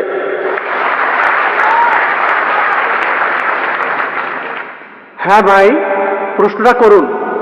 ডক্টর মহাদেব, আমি প্রাইভেট প্র্যাকটিস করি। গত পরশুদিন আমি আব্দুর রহিম গ্রিনের লেকচার শুনতে গিয়েছিলাম। তাকে একটা প্রশ্ন করেছিল একজন মেডিকেল স্টুডেন্ট। তার প্রশ্নটা ছিল বেহেশত নিয়ে, যারা ইসলাম মানে তারা বেহেশতে যাবে আর বাকি সবাই যাবে দোজখে। এটা কি বিস্তারিত বলবেন? ধন্যবাদ। ভাই, আপনি প্রশ্ন করলেন যারা ইসলাম মানে তারা বেহেশতে যাবে আর যারা ইসলাম মানে না তারা দোজখে যাবে। তার মানে কি মুসলমানরা সবাই বেহেশতে যাবে আর অমুসলিমরা দোজখে যাবে? ভাই, কি করলে বেহেশতে যাবেন সেই কথাটা রয়েছে সূরা আসরে 1 নম্বর আয়াত থেকে 3 নম্বর আয়াতে বলা হয়েছে, ইন্নাল ইনসানা ফি খাসর ইল্লা আল্লাযিনা আমানু ওয়া আমিলুস সলিহাতি ওয়া তাওয়াসাউ বিল হাক্কি ওয়া তাওয়াসাউ বিস সাবর। মহাকালের শপথ, মানুষ জাতি অবশ্যই ক্ষতিগ্রস্ত তারা বাদে যারা ঈমান আনে, যারা সৎকর্ম করে, যারা মানুষকে সত্যের উপদেশ দেয় অর্থাৎ দাওয়া, আর যারা মানুষকে ধৈর্যের উপদেশ দেয়। কোন মানুষ বেহেশতে যেতে চাইলে তার 4টা জিনিস লাগবে: ঈমান, বিশ্বাস, ইসলামের স্তম্ভগুলির মধ্যে একটা সৎ পথে কাজ, মানুষকে সত্যের উপদেশ দেয়া আর মানুষকে ধৈর্যের উপদেশ দেয়া। এই 4টা জিনিসের একটাও বাদ গেলে স্বাভাবিক পরিস্থিতিতে আপনি বেহেশতে যেতে পারবেন না। শুধু আপনার নাম আব্দুল্লাহ, মোহাম্মদ, সুলতান বা জাকির হলে আপনি বেহেশতে যেতে পারবেন না। শুধু মুখে মুসলিম দাবি করলে বেহেশতে যাবেন না। আমি আমার লেকচারেও বলেছি, পবিত্র কোরআনে সূরা আনকাবুতের 2 নম্বর আয়াতে উল্লেখ করা আছে, আমি ঈমান এনেছি কথা বললেই, আমি মুমিনের কথা বললেই তোমরা কি মনে করো তোমরা বেহেশতে যেতে পারবে? আল্লাহ তোমাদের অবশ্যই পরীক্ষা করবেন। তাহলে নিজেকে মুসলিম দাবি করলেই আপনি বেহেশতে চলে যাবেন না। যে লোকটা ইসলাম ধর্ম পালন করে, ইসলাম শব্দটা এসেছে আরবি শব্দ সালাম থেকে, যার অর্থ শান্তি। এর আরেকটা অর্থ ঈশ্বরের কাছে নিজের ইচ্ছাকে সমর্পণ করে দেয়া। যে লোক আল্লাহর কাছে নিজের ইচ্ছাকে সমর্পণ করে দেয় সেই হলো মুসলিম। তাহলে যে লোক ঈশ্বরের কাছে নিজের ইচ্ছাকে সমর্পণ করে, তার নাম যাই হোক না কেন, সে বেহেশতে যাবে। তাহলে বেহেশতে যেতে হলে ঈমান থাকতে হবে। সবগুলো স্তম্ভের কথাই বলেছি। একজন সৃষ্টিকর্তা আছেন, নবী রাসূল আছেন, তারপর পরকাল আছে, কিতাব আছে ইত্যাদি। ভালো সব কাজ করা আর মহান স্রষ্টার কাছে নিজের ইচ্ছাকে সমর্পণ করা। আপনি যদি স্রষ্টার কাছে নিজের ইচ্ছাকে সমর্পণ করেন, আরবিতে সেটাকেই বলা হয় ইসলাম ধর্ম। তার মানে এই না যে আপনি পাকিস্তান বা সৌদি আরবে থাকলে বেহেশতে যাবেন না। সৌদি আরবের সব লোক আর পাকিস্তানের সব লোক আল্লাহ মালুম, তিনি জানেন সবাই বেহেশতে যাবেন কিনা। তাহলে সেই লোকগুলোই বেহেশতে যাবেন যারা আল্লাহ তাআলার নির্দেশগুলো মেনে চলে, যে আল্লাহ তাআলার নির্দেশগুলো মেনে চলে। আর আমি আমার লেকচারে বলেছি, যদি আপনারা ঈশ্বরের এই নির্দেশগুলো মেনে চলেন, শুধুমাত্র নাম দিয়ে নিজেদেরকে মুসলিম বা মোহাম্মদ বা আব্দুল্লাহ বলে আপনারা বেহেশতে যেতে পারবেন না। নাম বদলানো এখানে আবশ্যক নয়। একটা নাম গ্রিন, এটা মুসলিম নাম নয়, এই নাম নিয়ে আপনি বেহেশতে যেতে পারবেন না এমনটা নয়। ইনশাআল্লাহ তিনিও বেহেশতে যাবেন, তিনি মুসলমান হয়েছেন, আগে খ্রিস্টান ছিলেন। তাহলে নাম দিয়ে বেহেশতে যাবেন না, ভালো কাজ থাকলে যাবেন। ঈমান, সৎ কাজ, মানুষকে সত্যের উপদেশ দেয়া, ধৈর্যের উপদেশ দেয়া। যদি ভালো কাজ করেন, আপনার ঈমান থাকে, মানুষকে সত্যের আর ধৈর্যের উপদেশ দেন, ইনশাআল্লাহ তাহলে সেই লোক বেহেশতে যেতে পারবেন। আশা করি উত্তরটা। ইসলাম শব্দটা এসেছে আরবি শব্দ সালাম থেকে, যার অর্থ শান্তি। এর আরেকটা অর্থ ঈশ্বরের কাছে নিজের ইচ্ছাকে সমর্পণ করে দেয়া। যে লোক আল্লাহর কাছে নিজের ইচ্ছাকে সমর্পণ করে দেয় সেই হলো মুসলিম। তাহলে যে লোক ঈশ্বরের কাছে নিজের ইচ্ছাকে সমর্পণ করে, তার নাম যাই হোক না কেন, সে বেহেশতে যাবে। তাহলে বেহেশতে যেতে হলে ঈমান থাকতে হবে। সবগুলো স্তম্ভের কথাই বলেছি। একজন সৃষ্টিকর্তা আছেন, নবী রাসূল আছেন, তারপর পরকাল আছে, কিতাব আছে ইত্যাদি। ভালো সব কাজ করা আর মহান স্রষ্টার কাছে নিজের ইচ্ছাকে সমর্পণ করা। আপনি যদি স্রষ্টার কাছে নিজের ইচ্ছাকে সমর্পণ করেন, আরবিতে সেটাকেই বলা হয় ইসলাম ধর্ম। তার মানে এই না যে আপনি পাকিস্তান বা সৌদি আরবে থাকলে বেহেশতে যাবেন না। সৌদি আরবের সব লোক আর পাকিস্তানের সব লোক আল্লাহ মালুম, তিনি জানেন সবাই বেহেশতে যাবেন কিনা। তাহলে সেই লোকগুলোই বেহেশতে যাবেন যারা আল্লাহ তাআলার নির্দেশগুলো মেনে চলে, যে আল্লাহ তাআলার নির্দেশগুলো মেনে চলে। আর আমি আমার লেকচারে বলেছি, যদি আপনারা ঈশ্বরের এই নির্দেশগুলো মেনে চলেন, শুধুমাত্র নাম দিয়ে নিজেদেরকে মুসলিম বা মোহাম্মদ বা আব্দুল্লাহ বলে আপনারা বেহেশতে যেতে পারবেন না। নাম বদলানো এখানে আবশ্যক নয়। একটা নাম গ্রিন, এটা মুসলিম নাম নয়, এই নাম নিয়ে আপনি বেহেশতে যেতে পারবেন না এমনটা নয়। ইনশাআল্লাহ তিনিও বেহেশতে যাবেন, তিনি মুসলমান হয়েছেন, আগে খ্রিস্টান ছিলেন। তাহলে নাম দিয়ে বেহেশতে যাবেন না, ভালো কাজ থাকলে যাবেন। ঈমান, সৎ কাজ, মানুষকে সত্যের উপদেশ দেয়া, ধৈর্যের উপদেশ দেয়া। যদি ভালো কাজ করেন, আপনার ঈমান থাকে, মানুষকে সত্যের আর ধৈর্যের উপদেশ দেন, ইনশাআল্লাহ তাহলে সেই লোক বেহেশতে যেতে পারবেন। আশা করি উত্তরটা পেয়েছেন। এর পরের প্রশ্ন পুরুষদের মধ্যে থেকে, আপনার নাম এবং পেশা। আমার নাম রাজাজি, নিউ কলেজে ফার্স্ট ইয়ারে পড়ি। আমার আর আপনার দৃষ্টিভঙ্গি একেবারে আলাদা, তাই কিন্তু আমার নিজের মতটাও আমার জানানো উচিত। আপনি বললেন কৃষ্ণের 16,000 স্ত্রী ছিল, আমরা মুসলমানরাও 4টা বিয়ে করতে পারি। এতে একথাই বলা যায় যে এই 2টা ধর্মই একসাথে মহিলাদের অধিকার থেকে বঞ্চিত করছেন।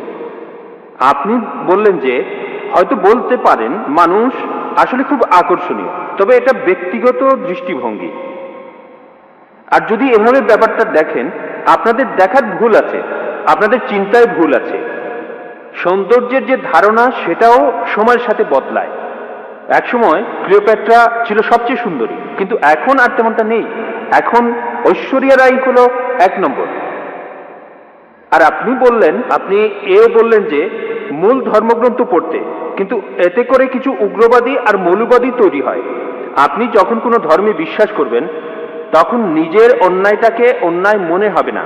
আর সেটাই ঠিক সেরকমই ঘটনাই ঘটেছিল গুজরাটে। 2000 মুসলিমকে সেখানে খুন করা হয়েছে, কেউ তাদের বাঁচাতে আসেনি। কিছু কমিউনিস্ট আর ডেমোক্রেট দল এগিয়ে এসেছিল। লোকজন ধর্মীয় মূল্যবোধের উপর আস্থা হারিয়ে ফেলেছে। আর আপনাদের মতো মানুষের কাছে এই ধর্মীয় মূল্যবোধটাই সবচেয়ে বড়। এসব ধর্ম উগ্রবাদী মানুষ তৈরি করে। তাই মানুষজনকে তাদের প্রাপ্য স্বাধীনতাটা দেন, যাতে করে তারা সমাজতান্ত্রিক আন্দোলনে যোগ দিতে পারে, যেমন কমিউনিস্ট আন্দোলন। ধন্যবাদ। ভাই মনে করেন তিনি একজন কমিউনিস্ট। আপনি খুব সুন্দর প্রশ্ন করেছেন।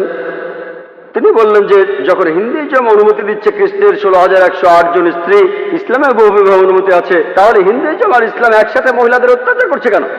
আপনার মত অনুযায়ী, আপনার কথা অনুযায়ী ক্লিওপেট্রা একসময় সবচেয়ে সুন্দরী ছিল, এখন আর নেই। ঐশ্বরিয়া এখন 1 নম্বর। আমার জন্য না, আপনার জন্য। আপনার কাছে যা সুন্দর আমার কাছে নাও হতে পারে, আপনার সঙ্গে একমত। এটা দৃষ্টিভঙ্গির ব্যাপার। আমি একমত, ঐশ্বরিয়া রায় আপনার জন্য 1 নম্বর হতে পারে, আমার জন্য না। তাহলে বুঝতে পারছেন এক এক জায়গার নিয়ম হচ্ছে এক এক রকম। আমি উদাহরণ দিয়েছি, আমেরিকায় যেটা ভদ্রতা সেটা এখানে অভদ্রতা, আমেরিকায় যেটা অভদ্রতা সেটা এখানে ভদ্রতা। এটাকে ঠিক করবে? আপনার কথা মানলাম। আপনি যদি ভাবেন একাধিক স্ত্রীর অর্থ মহিলাদের অত্যাচার করা, তাহলে লক্ষ লক্ষ মহিলাদের দায়িত্ব কে নেবে? আপনি। তাদের কে দেখবে? আপনার কমিউনিস্ট আন্দোলন দেখবে? আল্লাহ মানুষ জাতির সমস্যার সমাধান দিয়েছেন এই পবিত্র কোরআনে। সেই সমাধানটা আপনি হজম করতে পারছেন না। আমি আপনাকে একটা প্রশ্ন করছি, বর্তমানে পুরুষের চাইতে মহিলা কয়েক লক্ষ জন বেশি। কে তাদের দায়িত্ব নেবে? কে? যদি প্রত্যেক মাসে তাদের সাহায্য করেন, সেই সাহায্যটাই আসলে যথেষ্ট নয়। পুরুষ আর মহিলার প্রাকৃতিক নিয়মের কিছু জৈবিক চাহিদা থাকে। আল্লাহ কোরআনে বলছেন, সূরা রুমের 21 নম্বর আয়াতে উল্লেখ আছে, আল্লাহ তোমাদের হৃদয়ে ভালোবাসা আর দয়া সৃষ্টি করেছেন। আমি একজন ডাক্তার হিসেবে বলছি, একজন মহিলা সারা জীবন কুমারী থাকতে পারে না, এটা অসম্ভব। আপনি এখন কি করবেন? এদের কি হবে? এরা পতিত হবে। আপনার কমিউনিস্ট এদের কি করতে পারবে? এর সমাধান কি? কোনো সমাধান নেই। আল্লাহ আমাদের এই সমস্যার সমাধান দিয়েছেন, সেই সমাধানটা হজম করতে পারছেন না। তাহলে এখানে সমস্যাটা হলো সমাধান পছন্দ হচ্ছে না, আপনি সমাধান দেন। এর চাইতে ভালো সমাধান কি দিতে পারেন? ইসলামে একাধিক বিয়ে করাটা আবশ্যিক নয়, 4টা বিয়ে করা আবশ্যিক নয়। আমি এমন কোন ইন্ডিয়ান মুসলিমকে চিনি না যার 4টা স্ত্রী, কাউকে চিনি না। অন্যান্য কিছু বিদেশি মুসলিম আছেন। আপনাকে বুঝতে হবে ভাই, এটাই হলো সমাধান। সব পুরুষই একাধিক বিয়ে করতে পারে না, সবাই করতে পারে না। তবে কিছু মানুষ স্ত্রীদের সুবিচার করতে পারে, আল্লাহ তাদের অনুমতি দিয়েছেন। তারা যদি সুবিচার করতে পারে, আপনার সমস্যা কোথায়? কোথায় মহিলাদের অত্যাচার করছি? আমরা তাদের সম্মান করছি।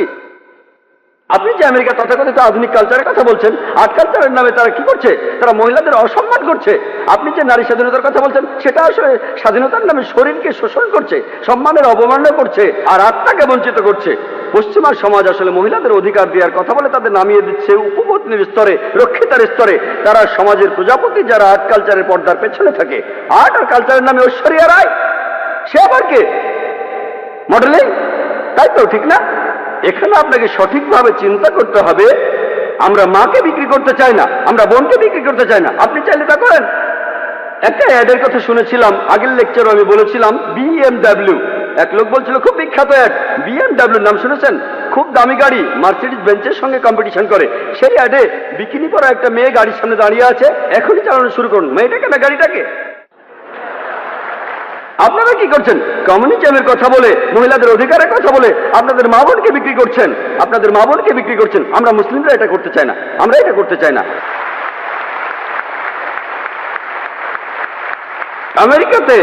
আমেরিকাতে আপনি রক্ষিত রাখতে পারেন 5, 10, 20, কেউ কিছু বলবে না। আর কমিউনিজমে রক্ষিত রাখার নিয়ম আছে, একাধিক স্ত্রী থাকলে সমান অধিকার দিতে হবে, অবিচার করতে পারবেন না, সম্মান করতে হবে, সম্পদের ভাগ দিতে হবে। এটা আপনারা হজম করতে পারছেন না। কে মহিলাদের ছোট করছে? আমি না আপনি? আর আমেরিকাতে, পৃথিবীর সবচেয়ে উন্নত দেশে, আমেরিকানরাই বলে যে ইসলাম মহিলাদের ছোট করে দেখে। আপনি কি জানেন পৃথিবীতে যতগুলো প্রধান ধর্ম আছে, ইসলামের অনুসারী বাড়ছে সবচেয়ে বেশি হারে। যে লোকগুলো ইসলাম গ্রহণ করছে তাদের 3 ভাগে 2 ভাগে মহিলা।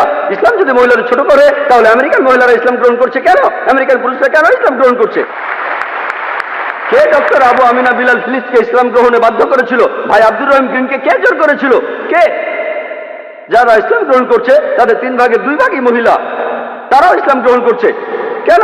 ইসলাম যদি মহিলাদের ছোট করে, তাহলে কেন তারা মুসলমান হচ্ছে? কারণ তারা জানে ইসলাম মহিলাদের নিরাপত্তা দেয়, মহিলাদের সম্মান দেয়। এই নিরাপত্তাটা থাকলে আপনাদের উদ্দেশ্য সফল হবে না, এদের দিয়ে আপনারা টাকা কামাতে পারবেন না।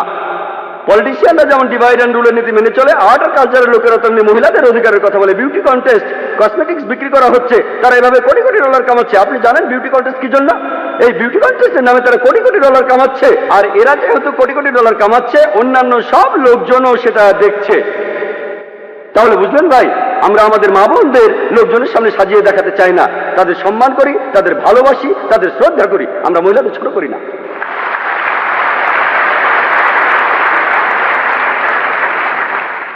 একজন অমুসলিম বোন। জি, আমার আগের প্রশ্নের উত্তরে আপনার যুক্তি আর পরিসংখ্যানটা শুনলাম, কিন্তু আমি একটা ব্যাপার পরিষ্কার করতে চাই।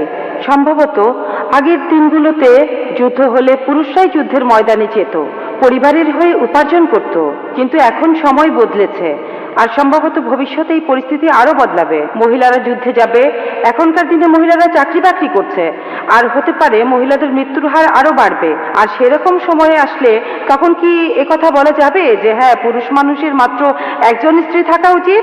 এই ধর্মগুলো আসলে পৃথিবীর মানুষের জন্য, ঈশ্বরের জন্য না। বোন, আপনি খুব ভালো প্রশ্ন করেছেন। আগেকার দিনে যুদ্ধের সময় বেশি পুরুষ মারা যেত, আমিও আপনার সাথে একমত। এখন সময় বদলে গেছে, কিন্তু তারপরে এখনো যুদ্ধে পুরুষই বেশি মারা যায়। গালফ ওয়ারে বেশি পুরুষ মারা গেছে, আফগানিস্তানে পুরুষ মারা গেছে বেশি, ভিয়েতনাম যুদ্ধে বেশি পুরুষ মারা গেছে। তবে আগেকার দিনে যত বেশি মারা যেত, এখন তত বেশি মারা যায় না, আমি একমত। এখনকার দিনে আমি বলেছি, ধূমপানে যে মানুষগুলো মারা যায় তাদের বেশিরভাগই হলো পুরুষ। মদ খেয়ে যারা মারা যাচ্ছে তাদের বেশিরভাগই পুরুষ। অ্যাক্সিডেন্টে মারা যাচ্ছে বেশি পুরুষ। আমি আপনার সাথে একমত যে মহিলারাও এখন যুদ্ধে যাচ্ছে। আর আমেরিকাতে কি ঘটনা ঘটলো? কয়েক বছর আগে আর্মিতে মহিলা সেকশন খোলা হলো, মহিলারা আর্মিতে, তখন থেকে মহিলার আর্মিতে যেতে লাগলো। আপনি কি জানেন সেই সময়কার আমেরিকার প্রেসিডেন্ট তিনি ছিলেন বিল ক্লিন্টন। হ্যাঁ, বিল ক্লিন্টন। তিনি পার্লামেন্টে ক্ষমা চেয়েছিলেন। আপনি জানেন 96 জন মহিলা ধর্ষিত হয়েছিল তাদের সুপিরিয়রের কাছে। তিনি পার্লামেন্টের ভেতরে ক্ষমা চেয়েছিলেন। বেশিরভাগ মহিলাদের যারা যুদ্ধ করতে গিয়েছিল তাদের সুপিরিয়ররাই তাদের ধর্ষণ করেছে। যখন আপনি কাঁধে কাঁধ মিলিয়ে যুদ্ধ করবেন তখন কি হবে? এটা হলো পরিসংখ্যান, এটা হলো আমেরিকান পরিসংখ্যান। সমস্যা হলো আমি একমত, আমি আপনার দৃষ্টিভঙ্গির সাথে একমত। আপনার প্রশ্নটা নিষ্পাপ, কারণ আপনি পরিসংখ্যানটা জানেন না। আপনি কি জানেন? আমি জানি মহিলারা এখন চাকরি করছে আমেরিকাতে। জানেন আমেরিকাতে প্রত্যেক দিন 1996 সালের পরিসংখ্যান অনুযায়ী ডিপার্টমেন্ট অফ জাস্টিস বলছে প্রত্যেক দিন 2730 জন মহিলা ধর্ষিত হয়েছে। প্রতি 32 সেকেন্ডে একজন মহিলা ধর্ষিত হচ্ছে। আমরা গত 3 ঘন্টা ধরে এই অডিটোরিয়ামে আছি, গত 3 ঘন্টায় 300-এর বেশি মহিলা আমেরিকাতে ধর্ষিত হয়েছে যখন আমরা এখানে। এখন ইসলাম মহিলাদের কাজ করার বিরুদ্ধে নয়, ইসলাম মহিলাদের কাজ করতে বাধা দেয় না। তবে ইসলামে আয় উপার্জনের দায়িত্বটা হলো পুরুষের। মহিলা কাজ করলে ভদ্রোচিত কাজ করতে পারে, এমন কাজ না যে মডেলিং, নাচা, গান গাওয়া অথবা পুরুষদের সাথে মেলামেশা করা। মহিলাদের কাজ করার অনুমতি আছে বোন, কিন্তু যে কাজগুলো অসম্মানজনক সেখানে সম্ভাবনাটাই বেশি যে আপনাকে ছোট করা হবে, অবিচার হবে। কিছু বলতে চান আপনি? আমি মহিলাদের অসম্মানজনক কাজের কথা বলছি না, আমি ভালো কাজের কথাই বলছি। যেমন গাড়ি চালানো।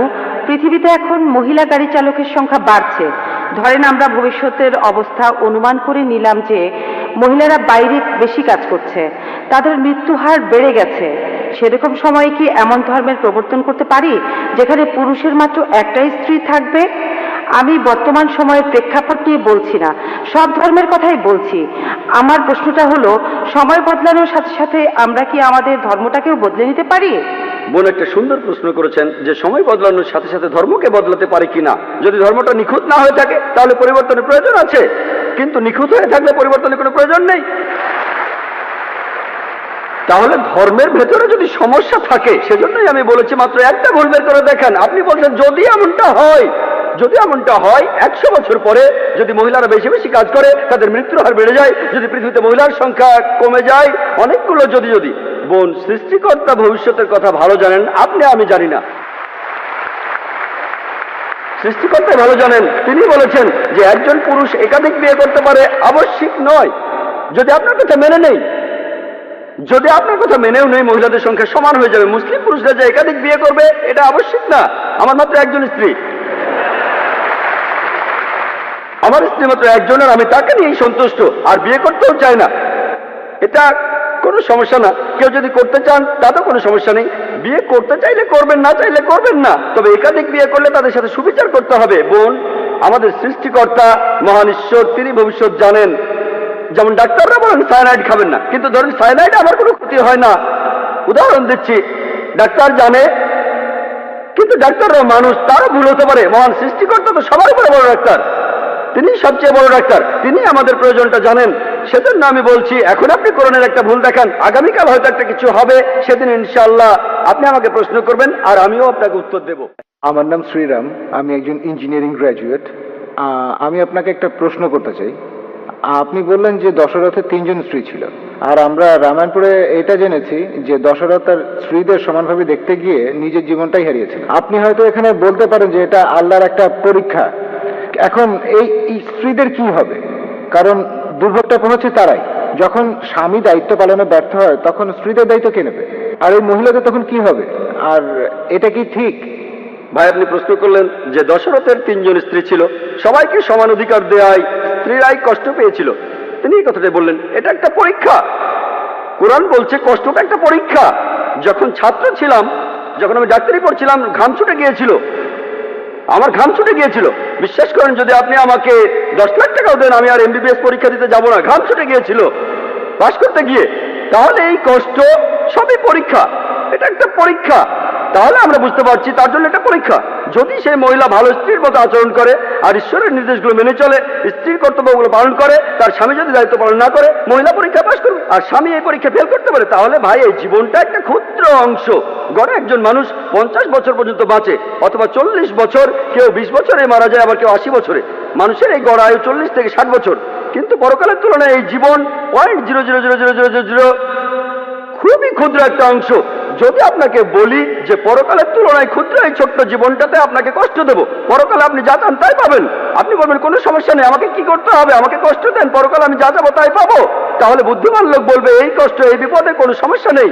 পরীক্ষার আগের রাতে যেমন আমাদের ঘাম ছুটে যায়, তখন আমাদের ঘুমও হয় না। কেন? কারণ আমরা পরীক্ষায় পাশ করতে চাই। একইভাবে যদি কোনো স্ত্রী বিভিন্ন রকমের কষ্ট সহ্য করে, সেটা যাই হোক, সে যদি কোরআনে লেখা ঈশ্বরের নির্দেশ মানে, তাহলে সে বেহেশতে যাবে। যদি স্বামী কর্তব্য পালন না করে, সে বেহেশতে যাবে না, কর্তব্য করলে বেহেশতে যাবে। আশা করি উত্তরটা পেয়েছেন।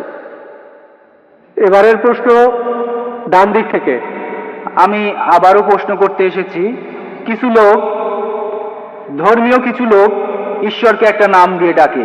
কিছু লোক বলে অলৌকিক শক্তি, আর বৈজ্ঞানিকরা বলে কসমিক এনার্জি, আর প্যারাসাইকোলজিস্টরা বলে এটা একটা সুপার কনসেন্স। তাহলে এই প্যারাসাইকোলজি দিয়েই প্রমাণ করা যায় যে একজন ঈশ্বর আছেন। ভাই, আপনার প্রশ্নটা কি, আপনার প্রশ্নটা কি আবার বলবেন? হ্যাঁ, মানুষ ঈশ্বরকে ডাকে তার জ্ঞান আর বোধের স্তর থেকে।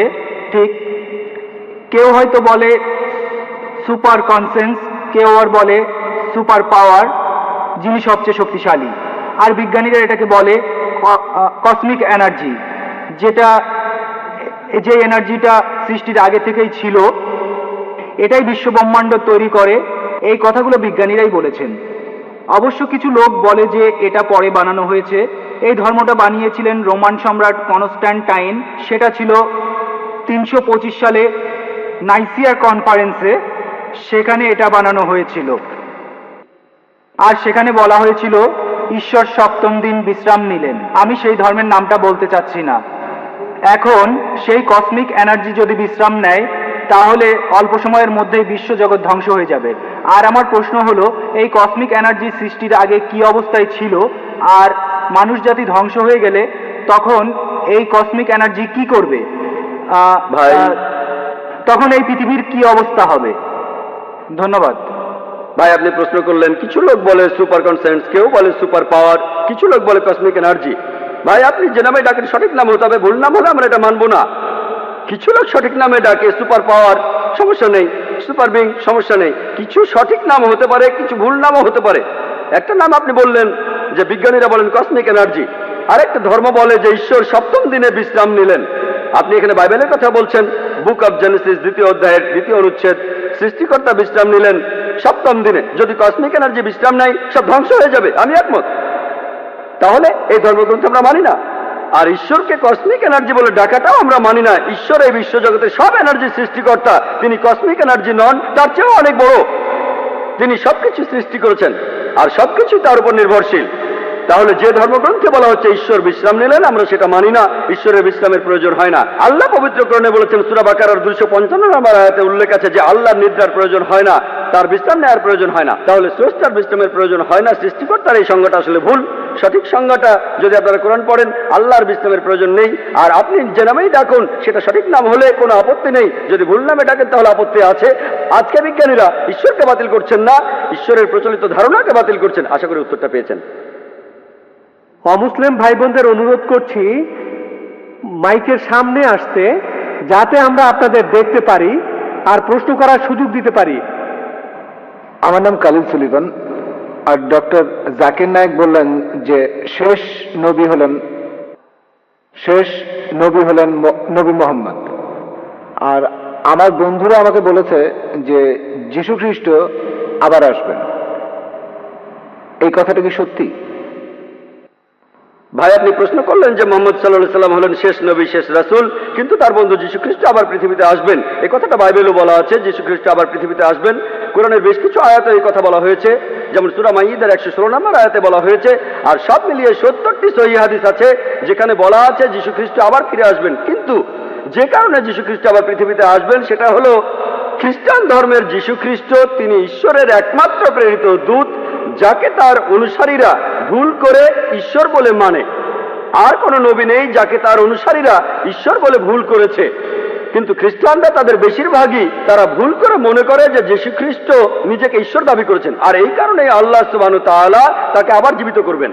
আর এই সম্পর্কে পবিত্র কোরআনে সূরা মাইদার 116 নম্বর আয়াতে উল্লেখ করা হয়েছে, সেই দিন আপনি সাক্ষী হবেন, হে আল্লাহ সুবহানাহু ওয়া তাআলা, আমি তাদের উপাসনা করতে বলিনি, আমাকে আমি বলেছি আবুদুল্লাহ, আল্লাহকে মানো, রব্বি ওয়া রাব্বুকুম, আমার প্রভু তোমাদের প্রভু। তাই দ্বিতীয়বার পৃথিবীতে এসে যিশু সাক্ষ্য দেবেন যে আমি আমাকে উপাসনা করতে বলিনি, আমি তোমাদের বলেছি এক ঈশ্বরের উপাসনা করতে। তাহলে দ্বিতীয়বার যিশু নতুন কোনো আইন আনবেন না, তিনি আসবেন হযরত মুহাম্মদ সাল্লাল্লাহু আলাইহি ওয়াসাল্লামের উম্মত হিসেবে। তিনিও এই আইন মেনে চলবেন, কোরআনের আইন আর সহিহ হাদিস। তিনি আমাদের নতুন কিছু শেখাবেন না, তিনি পৃথিবীতে এসে সাক্ষ্য দেবেন খ্রিস্টানদের সামনে, আমি নিজেকে ঈশ্বর দাবি করিনি, এখন তোমরা কোরআন আর সহিহ হাদিস মেনে চলবে। আপনি বললেন যে শেষ নবী হলেন নবী মোহাম্মদ, আর তারপর যিশু আবার হ্যাঁ ঠিক, দ্বিতীয়বার তিনি নতুন নির্দেশ আনবেন না। রাসূল মানে যিনি কিছু নির্দেশ পান, তিনি দ্বিতীয়বার রাসূল হিসেবে আসবেন না। তিনি খ্রিস্টানদের সামনে সাক্ষ্য দিতে আসবেন আমি নিজেকে ঈশ্বর দাবি করিনি। তিনি নতুন নির্দেশ পাবেন না। আগে তিনি নির্দেশ পেয়েছিলেন ইনজিলে, সেটা 2000 বছর আগের কথা, যেটা বিকৃত হয়ে গেছে। তারপর মুহাম্মদ সাল্লাল্লাহু আলাইহি ওয়াসাল্লাম আসলেন। তাই যখন যীশু খ্রিস্ট এই পৃথিবীতে আবার ফিরে আসবেন, তিনি কোরআনের এই নির্দেশই মেনে চলবেন আর মুহাম্মদ সাল্লাল্লাহু আলাইহি ওয়াসাল্লামের উম্মত হবেন। তাহলে রাসূল হিসেবে, ঈশ্বরের দূত হিসেবে সর্বশেষ হলেন নবী মুহাম্মদ সাল্লাল্লাহু আলাইহি ওয়াসাল্লাম। আশা করি উত্তরটা পেয়েছেন। Thank you. এবারের প্রশ্ন মহিলাদের মধ্য থেকে। সালাম আলাইকুম, আমার নাম শাহিদা, একজন সফটওয়্যার ইঞ্জিনিয়ার। আমি আমার বিয়ের সময় মুসলমান হয়েছি। আমার প্রশ্ন একটাই, সেটা মানবতা নিয়ে, বিষয়টা মানবতার শান্তি নিয়ে। আমার প্রশ্নটা হলো, ইসলাম ধর্ম বা কোরআনের কোথাও অঙ্গ প্রত্যঙ্গ দান করার কোনো অনুমতি দেয়া আছে কিনা? যদি অনুমতি না দেয়া থাকে তাহলে কেন সেটা করা হয়েছে, এ সম্পর্কে কিছু বলবেন? বোন আপনি প্রশ্ন করলেন কোরআনে কোথাও উল্লেখ আছে কিনা যে অঙ্গ প্রত্যঙ্গ দান করা যাবে কিনা। পবিত্র কোরআন বা সহিহ হাদিসে কোথাও অঙ্গ প্রত্যঙ্গ দান করার ব্যাপারে কিছু উল্লেখ নেই। তবে মুসলিম পণ্ডিতরা একসঙ্গে বসে অনেকগুলো কনফারেন্স করেছেন মক্কায়, রিয়াদে, মালয়েশিয়ায়। আর বিশেষজ্ঞরা একমত হয়েছেন যে অঙ্গ প্রত্যঙ্গ দান করা বা সংযোজনের অনুমতি আছে যদি 3টি শর্ত পূরণ করা হয়। 1 নম্বর, যে অঙ্গ দান করছে তার যেন কোনো বড় ক্ষতি না হয়। আমি হার্ট নিতে পারবো না, আমার হার্ট দান করলে আমি মারা যাব। ডাক্তাররা বলেন আমার 2টো কিডনি আছে, সেখানে একটা যথেষ্ট। ধরুন আমার মার 2টো কিডনি নষ্ট, তাকে একটা কিডনি দিতে পারি, তাহলে তিনিও বাঁচবেন, আমিও বেঁচে থাকবো।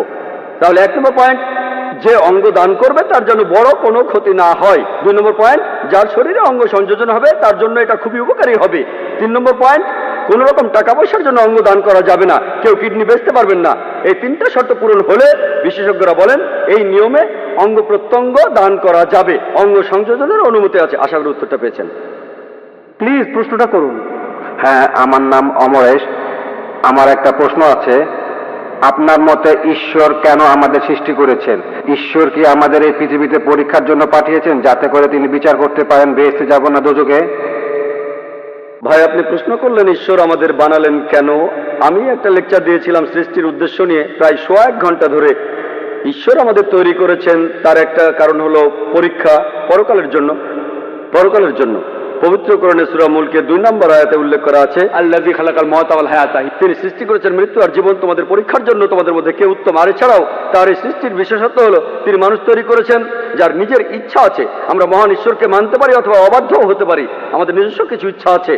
আর আমরা এই পৃথিবীতে আসার আগে সৃষ্টিকর্তা প্রশ্ন করেছিলেন তোমাদের মধ্যে কে মানুষ হয়ে জন্মাতে চাও, আর আমরা মানুষ হয়ে জন্মাতে চেয়েছিলাম। আপনি আর আমি পৃথিবীতে জন্মানোর আগে আমরাই মানুষ হতে চেয়েছিলাম, আর সেজন্য সর্বশক্তিমান ঈশ্বর আমাদের কিছু ইচ্ছা শক্তি দিয়েছেন। এখন এই ইচ্ছা শক্তির কারণে আমরা ঈশ্বরকে মানতে পারি, আবার অবাধ্যও হতে পারি। ঈশ্বরকে মানলে বেহেশতে যাব, আর অবাধ্য হলে যেতে পারবো না। তাহলে এই জীবনটা পরকালের জন্য পরীক্ষা। অন্যান্য জীবজন্তু, ফেরেশতা, এদের ইচ্ছা শক্তি নেই, তারা সবসময় আল্লাহ সুবহানাহু ওয়া তাআলাকে মেনে চলে। তাই আমরা পরীক্ষা দিতে চেয়েছি, আমরা পরীক্ষা দিচ্ছি, এখন পরীক্ষা দিচ্ছি। এই পরীক্ষার উপর ভিত্তি করে আমরা আমাদের পুরস্কার বা শাস্তি পাবো। পবিত্র কোরআনের সূরা জারিয়াতে 56 নম্বর আয়াতে উল্লেখ আছে, আল্লাহ বলছেন ওমা খালাকতুল জিন্না ওয়াল ইনসা ইল্লা লিয়াবুদুন, আমি সৃষ্টি করেছি জিন ও মানুষকে শুধু আমার ইবাদত করার জন্য। তাহলে আমাদের সৃষ্টি করার একটা কারণ হলো উপাসনা, আর পরকালের জন্য পরীক্ষা। আমরা ইবাদত না করলেও আল্লাহ সুবহানাহু ওয়া তাআলার কিছু যাবে আসবে না। তার ইবাদত করেন বা না করেন, তারপরও তিনি মহান, এতে তার কোনো উপকার হবে না, কোনো ক্ষতিও হবে না। আমরা সবাই পরীক্ষা দিচ্ছি, আমাদের ভালোর জন্য চেয়েছিলাম। যেমন আমি মেডিকেলে পরীক্ষায় পাশ করতে চেয়েছিলাম, আমি চেয়েছিলাম, তখন আমাদের টিচার আমাদের পরীক্ষা নিলেন, আমি সেই পরীক্ষায় পাশ করলাম। একইভাবে ভাই আমরাই চেয়েছিলাম, আমরা এখন পরীক্ষা দিচ্ছি। আর বিস্তারিত জানার জন্য আমার ভিডিও ক্যাসেট দেখুন, এই সৃষ্টির উদ্দেশ্য। হ্যাঁ ভাই, আপনার প্রশ্নটা করতে পারেন। রেসপেক্টেড স্যার, আমি 4টা প্রশ্ন করব। প্রথমটা হলো, এটা ভাই দয়া করে আপনার নামটা বলুন এবং একটা প্রশ্ন করুন। সিজিল। আমরা এটা দেখি যে সব ধর্মগ্রন্থেই কিছু না কিছু অবিশ্বাস্য গল্প থাকে। যেমন ধরেন, কোরআনে আছে যে আবাবিল পাখিরা যুদ্ধক্ষেত্রে শত্রুদের উপরে পাথর ফেলছে, আর এই সব গল্প, এই গল্পগুলো বিশ্বাস করা বেশ শক্ত। এটা আমার প্রথম প্রশ্ন। ভাই, আপনি প্রশ্ন করলেন কোরআনের কিছু কথা, যেন পাখি উপর থেকে পাথর ফেলছে, সূরা ফিলের কথা। সূরা ফিলের 1 থেকে 5 নম্বর আয়াত। এরকম আরো অনেক আয়াত আছে। কোরআন বলছে শাক্কুল কামার, নবীজি মুহাম্মদ সাল্লাল্লাহু আলাইহি ওয়াসাল্লাম চাঁদকে 2 ভাগ করেছিলেন, মুসা আলাইহিস সালাম সাগরকে 2 ভাগ করেছিলেন। এগুলো কঠিন কাজ, হ্যাঁ, এগুলোকে বলে অলৌকিক। অলৌকিক কাজ হলো সেগুলো যেগুলো কোনো ব্যাখ্যা মানুষ দিতে পারে না। মানুষের পক্ষে চাঁদকে 2 ভাগ করে ফেলা এটা অসম্ভব। আবার কোন মানুষ সাগরকে 2 ভাগ করে ফেলবে, তার মধ্যে রাস্তা থাকবে, এটাও অসম্ভব। তাহলে এগুলোকে বলা হয় অলৌকিক। শুধুমাত্র ঈশ্বরই এটা পারেন, আপনি আমি পারবো না। আমরা এই কাজের ব্যাখ্যা দিতে পারবো না। আমরা শুধু একটা উপায় এটা প্রমাণ করতে পারি, যদি সেই সময়ে ফিরে যায়। এখানে বর্তমান থেকে আমরা অতীতে যেতে পারবো না। 3000 বা 4000 বছর আগে গিয়ে আমরা দেখতে পারবো না মুসা আলাইহিস সালাম সাগরকে ভাগ করেছিলেন কিনা। তাহলে কি করব? এই অলৌকিকগুলো আমরা অতীতে গিয়ে পরীক্ষা করতে পারছি না। কিন্তু পবিত্র কোরআনে এমন অনেক কথাই আছে যেগুলো এখন সত্যি প্রমাণিত হয়েছে। যেমন ধরুন, কোরআন বলছে বিজ্ঞান নিয়ে কথা, বিগ ব্যাং সম্পর্কে। কোরআন বলছে চাঁদের আলো তার নিজস্ব আলো নয়।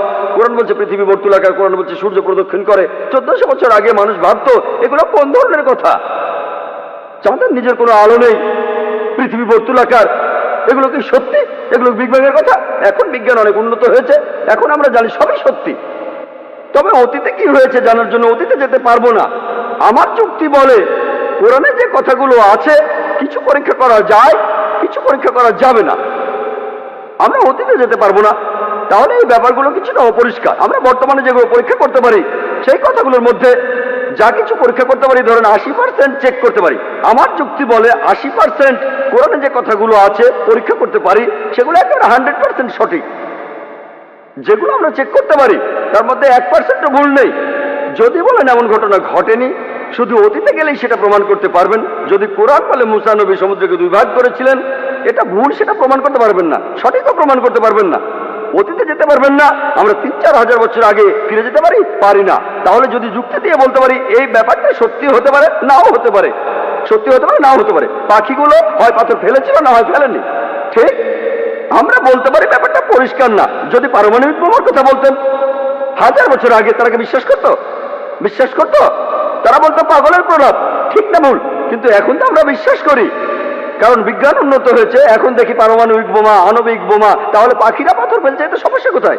এটা খুব সোজা। পারমাণবিক বোমা আরো কঠিন। তাহলে বুঝতে পারছেন আমরা অতীতে যেতে পারবো না। আমার যুক্তি বলে যেগুলো আজকে পরীক্ষা করতে পারি, কোরআনের যে বিষয়গুলো ভালোভাবে দেখতে পারি, সেগুলোর মধ্যে পুরো 100% সত্যি বলে প্রমাণিত হয়েছে। 20% আমরা পরীক্ষা করতে পারবো না, কারণ অতীতে যেতে পারবো না, ভবিষ্যতে যেতে পারি না। বেহেশত আর দোজখের অস্তিত্ব বৈজ্ঞানিকভাবে প্রমাণ করতে পারবো না। হয়তো বলবেন যে ভাই জাকির, আপনি একজন ডাক্তার, কিভাবে বেহেশত দোজখ বিশ্বাস করেন? আমি বলি এটা 20% অস্বচ্ছ অংশের কথা।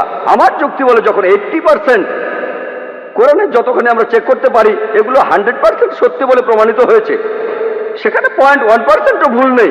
আমার যুক্তি বলে এই 20%ও ইনশাআল্লাহ আল্লাহ চাইলে সেটাও সত্যি প্রমাণিত হবে। হয়তো ভবিষ্যতে বিজ্ঞান উন্নত হবে, 20 বছর 50 বছর পরে আমরা পরকালের জীবন সম্পর্কে জানতে পারবো, আমরা বেহেশত দোজখ সম্পর্কে জানতে পারবো। আমার যুক্তি বলে এটা যুক্তিপূর্ণ বিশ্বাস যে কোরআনের 0.00001%ও ভুল প্রমাণিত হয়নি, 80% একেবারে পুরোটাই সত্যি। তাই আমার যুক্তি বলে যে ইনশাআল্লাহ বাকি 20% যেটা চেক করা যাচ্ছে না, অতীতে ফিরে গিয়ে বা ভবিষ্যতে গিয়ে ইনশাআল্লাহ সেগুলো সত্যি হবে। আশা করি উত্তরটা পেয়েছেন। এর পরের প্রশ্ন পুরুষদের মধ্য থেকে। হ্যালো, আমার নাম অশোক, আমি ইকোনমিক্স নিয়ে এমএ পড়ছি। স্যার, আমার প্রশ্নটা হলো, বর্তমান প্রেক্ষাপটে বলা যায় আমরা খুব খারাপ সময় পার করছি। আমরা সবাই শান্তি চাই, হোক জাতিগত শান্তি বা হোক ধর্মীয় শান্তি, অথবা সে যাই হোক, আমাদের আসলে শান্তি আর মানবতার প্রয়োজন। এই ধর্মের কারণেই কি পৃথিবীতে আমরা আজ এত বেশি সমস্যা দেখছি? এই ধর্মের কারণেই কি পৃথিবীতে এত বেশি যুদ্ধ আর অরাজকতা চলছে? এটা বাদেও অন্য সমস্যা আছে।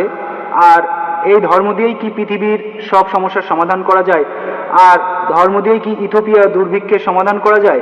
শিশুরা না খেয়ে মারা যাচ্ছে, ধর্মই কি সব কিছুর সমাধান? ধর্ম দিয়েই কি পৃথিবীর এই সব সমস্যার সমাধান করা যাবে? এই ধর্ম দিয়েই কি আমাদের সব সমস্যাগুলোর সমাধান করা যাবে? আমার মনে হয় অন্য কোনো সমাধান আছে। ভাই খুব সুন্দর প্রশ্ন করেছেন। পৃথিবীতে এখন অনেক সমস্যা, ধর্মই কি এসবের সমাধান দেবে? ইথিওপিয়াতে অনেক মানুষ মারা যাচ্ছে, ধর্ম কি এটা সমাধান? ভাই, সত্যের ধর্মটাই এখানে সমাধান। আল্লাহ পবিত্র কোরআনে বলছেন, সূরা আল ইমরানের 19 নম্বর আয়াতে উল্লেখ আছে, ইন্নাদ-দীনা ইনদাল্লাহিল ইসলাম। একমাত্র গ্রহণযোগ্য দিন হলো আল্লাহর কাছে নিজের ইচ্ছাকে সমর্পণ করা। যদি দেশের সব লোক আল্লাহর কাছে আত্মসমর্পণ করত, তাহলে ইথিওপিয়ায় কোনো সমস্যাই হতো না। আল্লাহ পবিত্র কোরআনে বলছেন, আর সহিহ হাদিসেও আছে, ইসলামের তৃতীয় স্তম্ভ হলো প্রত্যেক ধনী লোক যাদের সঞ্চয় নিসাবের তুলনায় অতিরিক্ত 85 গ্রাম স্বর্ণ, তাদের সঞ্চয়ের 2.5% দান করে দেবে। যদি সব লোক দান করত, দারিদ্র বলে পৃথিবীতে কিছুই থাকতো না। ইথিওপিয়াতে অবশ্যই পুরো পৃথিবীতে একটা মানুষ না খেয়ে মারা যেত না। আপনি কি জানেন পৃথিবীর সবচেয়ে 3 জন ধনী লোক, সবচেয়ে ধনী 3 জন, তাদের সম্পদের পরিমাণ 48টা গরিব দেশের জাতীয় আয়ের সমান। সবচেয়ে ধনী 3 জন, যদি এই 3 জন যাকাত দেয়, মানুষের অনেক সমস্যার সমাধান হয়ে যাবে। সমস্যা হচ্ছে প্রত্যেকটা মানুষ যদি ইসলাম ধর্ম পালন করত, আল্লাহর কাছে নিজের ইচ্ছাকে সমর্পণ করত। আপনি একটা সমস্যার কথা বললেন, যে সমস্যার কথাই বলেন না কেন, আলহামদুলিল্লাহ পবিত্র কোরআনে সেই সমস্যার সমাধান দেওয়া আছে। সত্যের ধর্ম পালন করুন, সত্যিকারের শান্তি পাবেন। এবারের প্রশ্ন মহিলাদের মধ্য থেকে, অমুসলিম বোন। আসসালামু আলাইকুম। যদি একজন মুসলমান কোনো অমুসলিমের বাসায় থাকে, সে যদি তখন নামাজ আদায় করতে চায়, সেই অমুসলিমের বাসায় কি নামাজ পড়া যাবে? সেখানে নামাজ পড়ার নিয়মটা কি? আর মুসলমানরা মন্দির থেকে প্রসাদ নিতে পারবে কিনা সেটা বলবেন কি? বোন, আপনি দুটো প্রশ্ন করেছেন। প্রথমটা হলো কোনো অমুসলিমের ঘরে একজন মুসলিম নামাজ পড়তে পারবে কিনা। যদি সেই ঘরে কোনো সমস্যা না থাকে, যদি আপনার সামনে কোনো মূর্তি না থাকে, যদি আপনার নামাজ পড়ার জায়গাটা পরিষ্কার থাকে, আপনি তাহলে নামাজ পড়তে পারেন। আমাদের প্রিয় নবী মুহাম্মদ সাল্লাল্লাহু আলাইহি ওয়াসাল্লাম বলেছেন, এটা আছে সহিহ বুখারীতে 1ম খণ্ড বুক অফ সালাত, যে পুরো পৃথিবী একটা মসজিদ বিশ্বাসীদের জন্য। যদি জায়গাটা পরিষ্কার থাকে আর ইসলামের কোনো নিয়ম ভাঙা না হয়, আপনি নামাজ পড়তে পারেন। এবারে প্রসাদের ব্যাপারে বলি।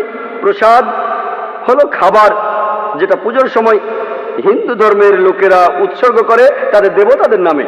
আল্লাহ পবিত্র কোরআনে সব মিলিয়ে 4টা আয়াতে বলেছেন। সূরা বাকারার 173 নম্বর আয়াতে আছে, সূরা মাইদার 3 নম্বর আয়াতে উল্লেখ আছে, সূরা আনামের 145 নম্বর আয়াতে আছে, আর সূরা নাহলের 115 নম্বর আয়াতে উল্লেখ আছে, حرمت عليكم الميتة والدم ولحم الخنزير وما أهل لغير الله به। তোমাদের জন্য যে খাদ্যগুলো হারাম, মৃত জন্তু, রক্ত, শূকরের মাংস এবং যেটা জবাই করার সময় আল্লাহ ছাড়া অন্য কারো নাম নেওয়া হয়। তাহলে প্রসাদ খাওয়াটা হারাম, প্রসাদ খাওয়ার অনুমতি নেই ইসলামে। তবে অনেক মুসলমান আছেন যারা কষ্ট দিতে চান না, তাদের অমুসলিম বন্ধুদের কষ্ট দিতে চান না তাই তারা কি করেন, কিছু মুসলমান বিসমিল্লাহ বলে খেয়ে ফেলেন। পরের দিন বিসমিল্লাহ বলে মদ খাবেন, বিসমিল্লাহ বলে শুকর খাবেন। যে খাবারে আল্লাহ ছাড়া অন্য দেবতার নাম নেওয়া হয়েছে সেটা ইসলামে হারাম। এখানে আপনি কি করবেন, আমার ভিডিও ক্যাসেট দেখতে পারেন, দাওয়া অর ডিস্ট্রাকশন, সেখানে দেখবেন কিভাবে অমুসলিমদের বোঝাবেন প্রসাদ খাওয়ার ব্যাপারে, আর কিভাবে তাদের ধর্মগ্রন্থ দিয়েই তাদেরকে বোঝাতে পারবেন। আশা করি উত্তরটা পেয়েছেন। এবারের প্রশ্ন পুরুষদের মধ্য থেকে। আমি একটা বিষয় পরিষ্কার করতে চাই, সবকিছু কি আল্লাহর পরীক্ষা? সবকিছুই কি আল্লাহর পরীক্ষা? ভাই আপনি প্রশ্ন করেছেন সবকিছু আল্লাহর পরীক্ষা কিনা। আমাদের জীবনটাই পরীক্ষা। মাঝে মধ্যে আমরা নিজেরাই নিজেদের জন্য সমস্যা তৈরি করি, আমরা নিজেরাই নিজেদের সমস্যা তৈরি করি। এই জীবনটা আসলে পরকালের জন্য একটা পরীক্ষা। তাহলে তো ব্যাপারটা দাঁড়াচ্ছে কেউ বেহেশতে যেতে পারবে না, কারণ মানুষ মাত্রই ভুল করে। ভাই আপনি বললেন যে কেউ তাহলে বেহেশতে যেতে পারবে না, কারণ মানুষ মাত্র ভুল করে। আমি একমত, মানুষ ভুল করে, প্রত্যেক মানুষই ভুল করে। আর এজন্যই নবীজি বলেছেন আল্লাহ সুবহানাহু ওয়া তাআলার করুণা আর দয়া ছাড়া কোনো লোক বেহেশতে যেতে পারবে না। আমার লেকচারে সে কথা বলেছি যে আমরা মানুষরা ভুল করি, কিন্তু আল্লাহ সেটা মাফ করে দিচ্ছেন।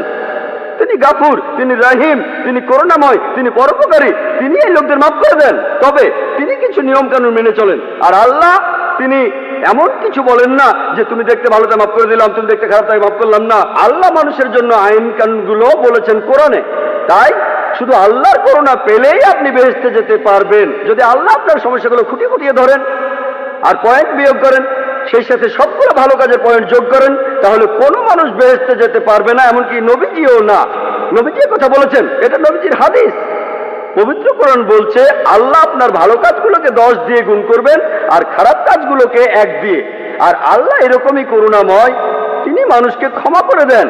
তবে একটা অন্যায় তিনি ক্ষমা করবেন না। পবিত্র কোরআনে সূরা নিসার 48 নম্বর আয়াতে উল্লেখ আছে এবং সূরা নিসার 116 নম্বর আয়াতে উল্লেখ আছে যে অন্যায়টা তিনি কখনোই ক্ষমা করবেন না, সেটা হলো শিরক, আল্লাহ ছাড়া অন্য কারো উপাসনা করা। অন্য কোনো অন্যায় হয়তো তিনি ক্ষমা করতে পারেন, আর আল্লাহকে ছাড়া অন্য কোনো দেবতার উপাসনা করা, এটা হলো সবচেয়ে বড় অন্যায়। আশা করি উত্তরটা পেয়েছেন।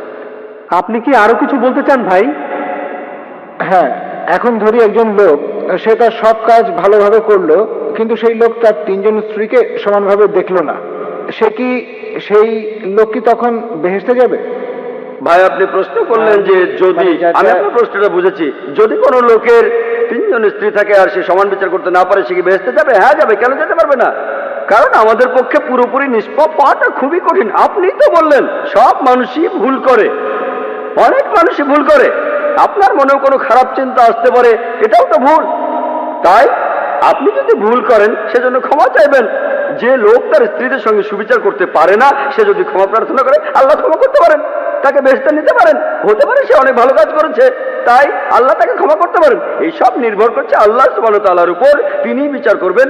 একজন লোক তার স্ত্রীদের প্রতি সমান বিচার করবে, তবে যদি করতে না পারে সে বেহেশতে যেতেও পারে, নাও যেতে পারে। তার পুরো জীবনের সবগুলো কাজ বিচার করে আল্লাহ সবকিছু ঠিক করবেন। সে বেহেশতে যেতেও পারে, নাও যেতে পারে। সে ক্ষমা প্রার্থনা করলে আল্লাহ তাকে ক্ষমা করতে পারেন। আশা করি উত্তরটা পেয়েছেন।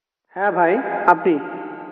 স্যার, ইসলাম ধর্মে বিনোদনের কোন কোন বিষয়গুলোকে অনুমতি দেওয়া হয়েছে?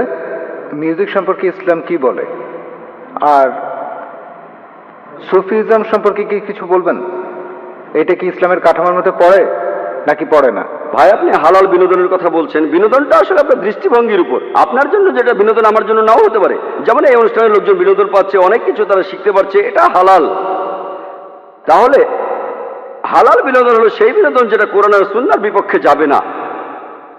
কোরআন আর সহিহ হাদিসে যেগুলোকে হারাম বলা হয়েছে সেগুলো মেনে চললে বাকি সব বিনোদনই হালাল।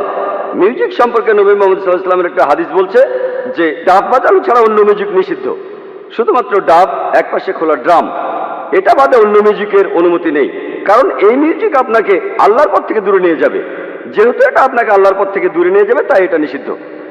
আপনার তৃতীয় প্রশ্ন ছিল ইসলাম ধর্মে সুফিজম। সুফি একটা আরবি শব্দ যেটা এসেছে সুফ থেকে। এই মতবাদটাও আসলে পথভ্রষ্ট। আগের উত্তরগুলোতে আমি বলেছি আমাদের কোরআন এবং সুন্নাহ মানা উচিত। তাই আপনি যদি এমন কিছু মানেন যেটা কোরআন এবং সুন্নাহয় উল্লেখ করা নাই, সেটা আসলে পথভ্রষ্ট। এর বেশিরভাগই পথভ্রষ্ট। আপনারা সুফিজমের যেসব মতবাদগুলো দেখেন, এর বেশিরভাগই পথভ্রষ্ট। এই মতবাদটা পবিত্র কোরআন আর সুন্নাহ মেনে চলে না। কোনো বিশেষজ্ঞ যদি এখানে কিছু বলেন, সেটা কোরআন আর সুন্নাহর সাথে মেলাবেন, অন্য কোনো উৎস নেই। সঠিক উৎস হলো কোরআন আর সহিহ হাদিস। কোরআনের অনুবাদগুলোর মধ্যে আপনার মতো সবচেয়ে শুদ্ধ অনুবাদ কোনটা, এ ব্যাপারে বলবেন? সবচেয়ে খাঁটি ইংরেজি অনুবাদ। ভাই, আল্লাহ এখানে আরবিতে বলেছেন 100% কোনো ভুল ছাড়া। সবগুলো অনুবাদই করেছে মানুষ, আর সেখানে ভুল থাকবেই। তাই পবিত্র কোরআনে কোনো নির্ভুল অনুবাদ নেই। হ্যাঁ, তবে যে অনুবাদগুলো পাওয়া যায়, আমার মতে ভালো অনুবাদটা সেগুলোর মধ্যে একটা হলো সহিহ ইন্টারন্যাশনাল। আমি ইংরেজি অনুবাদের কথা বলছি, অন্য ভাষার ব্যাপারে আপনাকে খুঁজে দেখতে হবে। আমার মতে কোরআনের একটা ভালো ইংরেজি অনুবাদ হলো সহিহ ইন্টারন্যাশনাল, যেটা ইংরেজিতে অনুবাদ করেছেন 3 জন মহিলা। তারা সবাই আসলে আমেরিকান, পশ্চিমা সভ্যতার মানুষ। তারা সবাই মুসলমান হয়েছিলেন। সহিহ ইন্টারন্যাশনাল আগে একজন ভাইকে একটা কপি দিয়েছিলাম, আর আপনি চাইলেও দেবো ইনশাআল্লাহ। লেকচার শেষে ভাই আশরাফের সাথে যোগাযোগ করুন, তিনি আপনাকে একটা কপি দেবেন, আর আপনি সেটা পড়ে দেখুন। আশা করি উত্তরটা পেয়েছেন। জি, ধন্যবাদ। আপনাকেও ধন্যবাদ। এখানে একজন অমুসলিম ভাইকে দেখা যাচ্ছে। হ্যাঁ ভাই, আপনার নাম আর পেশাটা দয়া করে বলবেন। আমি শশাঙ্ক শেখর, এসেছি রাঁচি থেকে। আমি এখানে সত্যভামা কলেজে ইঞ্জিনিয়ারিং পড়ছি। স্যার, আজকের অনুষ্ঠানে আপনার লেকচার শোনার পর ইসলাম ধর্ম আর মুসলমানদের সম্পর্কে আমাদের ভুল ধারণা দূর হয়ে গেছে।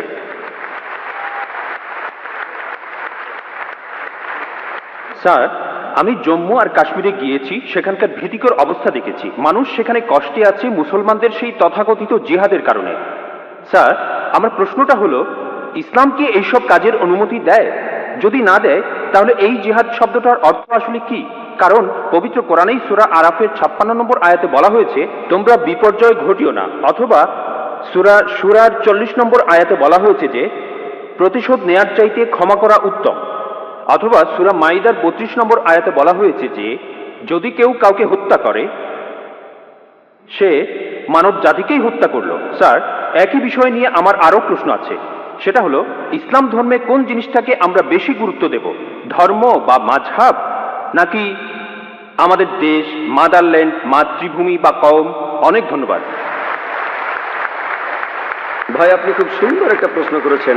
প্রথম প্রশ্নটা হচ্ছে ইসলাম ধর্মে জিহাদ নিয়ে। প্রশ্ন করলেন যে কেন মানুষ যুদ্ধ করছে কাশ্মীরে, যা হচ্ছে জিহাদ, এটাকে ইসলাম কি অনুমতি দেয়? জিহাদ শব্দের অর্থ কি? এটা কি কোরআনে সূরা মাইদার 32 নম্বর আয়াতের বিরুদ্ধে যায় না? ভাই, এই জিহাদ সম্পর্কে বলি, এ ব্যাপারে ভুল ধারণা শুধু অমুসলিমদের মধ্যে নেই, মুসলমানদের মধ্যেও রয়েছে।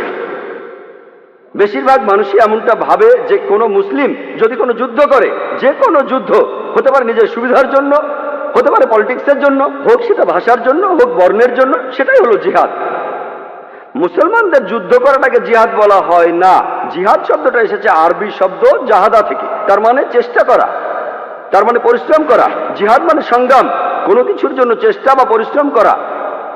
ইসলামিক অভিধান অনুযায়ী জিহাদ অর্থ কারো অসৎ প্রবৃত্তির বিরুদ্ধে সর্বশক্তি দিয়ে লড়াই করা। এছাড়াও জিহাদ মানে সমাজের উন্নতির জন্য চেষ্টা করা। এছাড়াও জিহাদ শব্দটা যে যুদ্ধক্ষেত্রে আত্মরক্ষাকেও বোঝানো হয়ে থাকে। জিহাদের অর্থ অন্যায় অত্যাচারের বিরুদ্ধে লড়াই করা। জিহাদের মূল অর্থ চেষ্টা বা পরিশ্রম করা। অনেক মানুষের ভুল ধারণা আছে যে জিহাদ মানে পবিত্র যুদ্ধ। তারা জিহাদের অনুবাদ করে পবিত্র যুদ্ধ। পবিত্র যুদ্ধ বলে যে আরবি শব্দটা আছে, সেটা হারবুম মুকাদ্দাসা। যদি আপনারা কোরআন পড়েন, কোরআনের কোথাও পাবেন না, একটা আয়াতও নেই। অথবা নবীজি সাল্লাল্লাহু আলাইহি সাল্লামের সহিহ হাদিসেও কোনো জায়গায় হারবুম মুকাদ্দাসার কথা বলা নেই। এই শব্দটা কোরআন বা হাদিসে নেই। জিহাদ শব্দটার অনুবাদ কোনোভাবেই পবিত্র যুদ্ধ নয়। ঐতিহাসিকরা এই পবিত্র যুদ্ধ শব্দটা প্রথম ব্যবহার করেছিল খ্রিস্টানদের ক্রুসেডকে বোঝানোর জন্য, যারা খ্রিস্টান ধর্ম প্রচার করেছে আর হাজার হাজার মানুষ হত্যা করেছে। দুর্ভাগ্যজনকভাবে বেশিরভাগ লোক, এমনকি তথাকথিত মুসলমান পণ্ডিতগণও জিহাদের অনুবাদ করে পবিত্র যুদ্ধ। এটা ভুল অনুবাদ।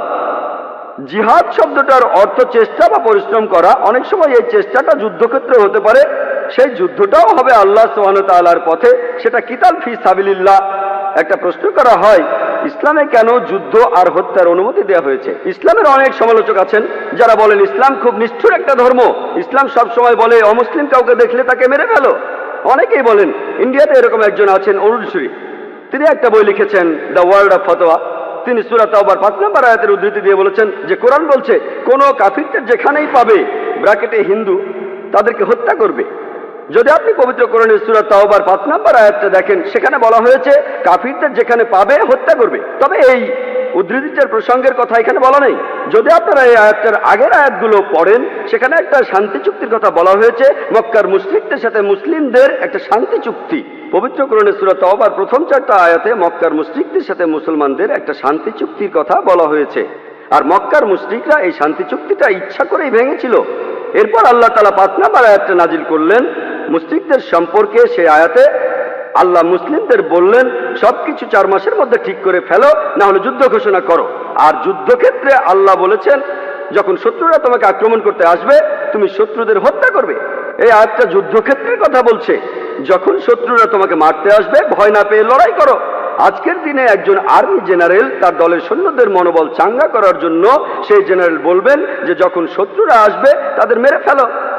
আর অরুণ সুরি 5 নম্বর আয়াতটা বলার পরে চলে গেছেন 7 নম্বর আয়াতে, কারণ 6 নম্বর আয়াতে উত্তরটা আছে। পবিত্র কোরআনের সূরা তাওবার 6 নম্বর আয়াতে উল্লেখ করা হয়েছে যদি কোনো কাফির তোমার কাছে আশ্রয় প্রার্থনা করে, যদি তারা শান্তি চায় তাহলে তোমরা তাদের নিরাপদ স্থানে পৌঁছে দেবে। শত্রু যদি আশ্রয় প্রার্থনা করে তাদের নিরাপদ স্থানে পৌঁছে দাও। আজকের দিনের সবচেয়ে ভালো আর্মি জেনারেল খুব বেশি হলে তার সৈন্যদের বলবেন যে শত্রুদের চলে যেতে দাও। এখানে আল্লাহ বলছেন তাদের শুধু ছেড়ে দিও না, তাদের কোনো নিরাপদ স্থানে পৌঁছে দাও। যখনই কোরআনে যুদ্ধের প্রসঙ্গে কথা থাকে, আরেকটা হলো সূরা আনফালের 60 নম্বর আয়াতে উল্লেখ আছে তোমাদের শক্তি ও অশ্ববাহিনী প্রস্তুত রাখো আর শত্রুদের আক্রমণ করো। পরের আয়াতেই বলছে কিন্তু শত্রুরা যদি সন্ধি করতে চায় তুমিও সন্ধি করো। তাহলে যে আয়াতগুলোতে যুদ্ধের কথা বলা হয়েছে তার পরের আয়াতেই বলছে যদি তারা শান্তি চায় শান্তিই ভালো। এখন আরেকটা প্রশ্ন, সূরা মাইদার 32 নম্বর আয়াতে কি বলছে বা সূরা নিসার 40 নম্বর আয়াতে কি বলছে যে যদি কোনো মানুষকে হত্যা করা হয় তাহলে সে যেন পুরো মানুষ জাতিকে হত্যা করলো। এটাই হলো ইসলামের আসল কথা।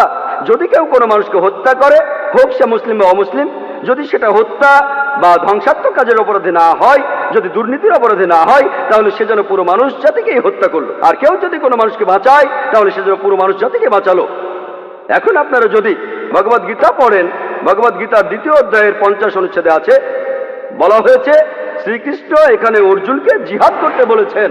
চেষ্টা যদি আপনারা পড়েন মহাভারত, মহাভারতের হাজার হাজার অনুচ্ছেদে যুদ্ধের কথা লেখা রয়েছে, হাজার হাজার অনুচ্ছেদে। কোরআনে যত যুদ্ধের কথা আছে তার চেয়ে অনেক বেশি। মহাভারত একটা ধর্মগ্রন্থ, আপনারা হয়তো জানেন। এখানে রাজ্য নিয়ে একটা যুদ্ধের গল্প রয়েছে পাণ্ডব আর কৌরবদের মধ্যে। পাণ্ডবদের 5 ভাই আর কৌরবরা 100 ভাই, যুদ্ধ। আর ভগবদ গীতা হলো মহাভারতের অংশ। 18টা অধ্যায় কৃষ্ণের কথা। প্রভু তিনি উপদেশ দিচ্ছেন অর্জুনকে। অর্জুন বলছে, এটা আছে ভগবদ গীতার 1 নম্বর অধ্যায় 42 থেকে 46 অনুচ্ছেদে, আমি আমার আত্মীয়দের সাথে যুদ্ধ না করে নিরস্ত্র অবস্থায় এই যুদ্ধক্ষেত্রে মরে যাব। কিভাবে জ্ঞাতি ভাইদের সাথে যুদ্ধ করব? কৌরবরা আমার জ্ঞাতি ভাই, যুদ্ধ না করে আমি বরং যুদ্ধক্ষেত্রে নিরস্ত্র অবস্থায় মরে যাব। ঠিক তখনই শ্রীকৃষ্ণ জানেন তিনি কি বলেছিলেন? 2য় অধ্যায় 2 আর 3 অনুচ্ছেদে আছে তোমার মনে এমন অশুদ্ধ চিন্তা এলো কিভাবে? এটা একটা পাপ। তুমি এতটা দুর্বল হলে কিভাবে?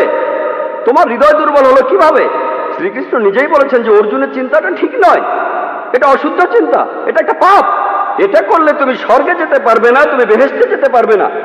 এরপরে ভগবদ গীতার 2য় অধ্যায়ের 31 থেকে 33 অনুচ্ছেদে আছে শ্রীকৃষ্ণ তিনি বলেছেন, তিনি অর্জুনকে বলেছেন যে ক্ষত্রিয়দের দায়িত্ব হলো যুদ্ধ করা। যদি যুদ্ধ না করো তাহলে স্বর্গে যেতে পারবে না, আর যুদ্ধ না করলে তুমি একটা পাপ করবে। যদি ভালো করে দেখেন ভগবদ গীতায় শ্রীকৃষ্ণ বলছেন যে তোমাকে যুদ্ধ করতে হবে। চিন্তা করেন, আমি যদি ভগবদ গীতার এই উদ্ধৃতি দিয়ে বলি যে শ্রীকৃষ্ণ বলছেন অর্জুনকে তোমার আত্মীয় স্বজনদের যুদ্ধ করে হত্যা করতে হবে, কোন প্রসঙ্গ ছাড়া উদ্ধৃতি দিলে সেটা হবে শয়তানি। আর প্রসঙ্গটা বললে শ্রীকৃষ্ণ অর্জুনকে বলছেন যদি তোমাকে লড়তে হয় মিথ্যার বিরুদ্ধে, সত্যের জন্য, তুমি যে কারো বিরুদ্ধে যুদ্ধ করো, এমনকি সে যদি আত্মীয় হয়। প্রসঙ্গটা বললে অনুচ্ছেদটা যুক্তি আছে। যখন ন্যায় বিচারের জন্য যুদ্ধ করছেন, যদি সেটা আত্মীয় স্বজনের বিরুদ্ধে যায় তাতে কোনো সমস্যা নেই। ভগবদ গীতা আর মহাভারতে এই কথাটাই বলা হয়েছে, সত্যের পক্ষে আর মিথ্যার বিরুদ্ধে যুদ্ধ। যখনই আমি কোনো হিন্দুকে মহাভারত আর গীতার কথা বলবো, সে তো এটা জানে। সে বলবে না, মহাভারত আর গীতায় সত্যের সাথে মিথ্যার যুদ্ধের কথা বলা হয়েছে, আর ঠিক এরকম কথাই আছে পবিত্র কোরআনে। তাহলে মহাভারত আর গীতার উদ্ধৃতিগুলো শুনলে আপনি কোরআনকেও বুঝতে পারবেন। এছাড়াও অনেক লোক বলে, ও কোরআনে জিহাদের কথা বলছে, আপনি জিহাদ করতে গিয়ে মারা গেলে বেহেশতে যাবেন। অনেকে আছেন, তাদের একজন অরুণ সুরি বলছেন, তিনি সহিহ বুখারী থেকে হাদিসের উদ্ধৃতিও দিয়েছেন। 4 নম্বর খণ্ড, বুক অব জিহাদ, 2 নম্বর অধ্যায়ের 46 নম্বর হাদিস বলা হয়েছে, একজন মুজাহিদ হলো সেই লোক যে আল্লাহ সুবহানাহু ওয়া তাআলার পথে চেষ্টা করে, আর আল্লাহ নিজেই জানেন কে চেষ্টা করছে। এরপরে নবীজি বলেছেন, যদি কোনো মুজাহিদ যুদ্ধক্ষেত্রে মারা যায়, সে জান্নাতে যাবে, সে পরকালে বেহেশতে যাবে। কিন্তু যদি সে ফিরে আসে, মারা না যায়, সে ফিরে আসবে গনিমতের মাল নিয়ে। এই হাদিসটা আর কোরআনের বিভিন্ন আয়াতের কথা বলছেন ইসলামের সমালোচকরা। আমি ভাবি হিন্দু সমালোচকরা এই উদ্ধৃতিটা দেয় কিভাবে? তারা কি ভগবদ্গীতা পড়েনি? তারা কি মহাভারত পড়েনি? এমনকি শ্রীকৃষ্ণ তিনি ভগবদ্গীতায় বলেছেন, 2য় অধ্যায়ের 37 অনুচ্ছেদে আছে, হে অর্জুন, হে কুন্তির পুত্র, যুদ্ধের প্রস্তুতি নাও। যদি যুদ্ধে মারাও যাও, কোনো সমস্যা নেই, তুমি স্বর্গে চলে যাবে। আর যদি তুমি জয়লাভ করে ফিরে আসো, তাহলে তুমি এই পৃথিবীর ধন সম্পদগুলো পাবে। হাদিসে একই কথা আছে।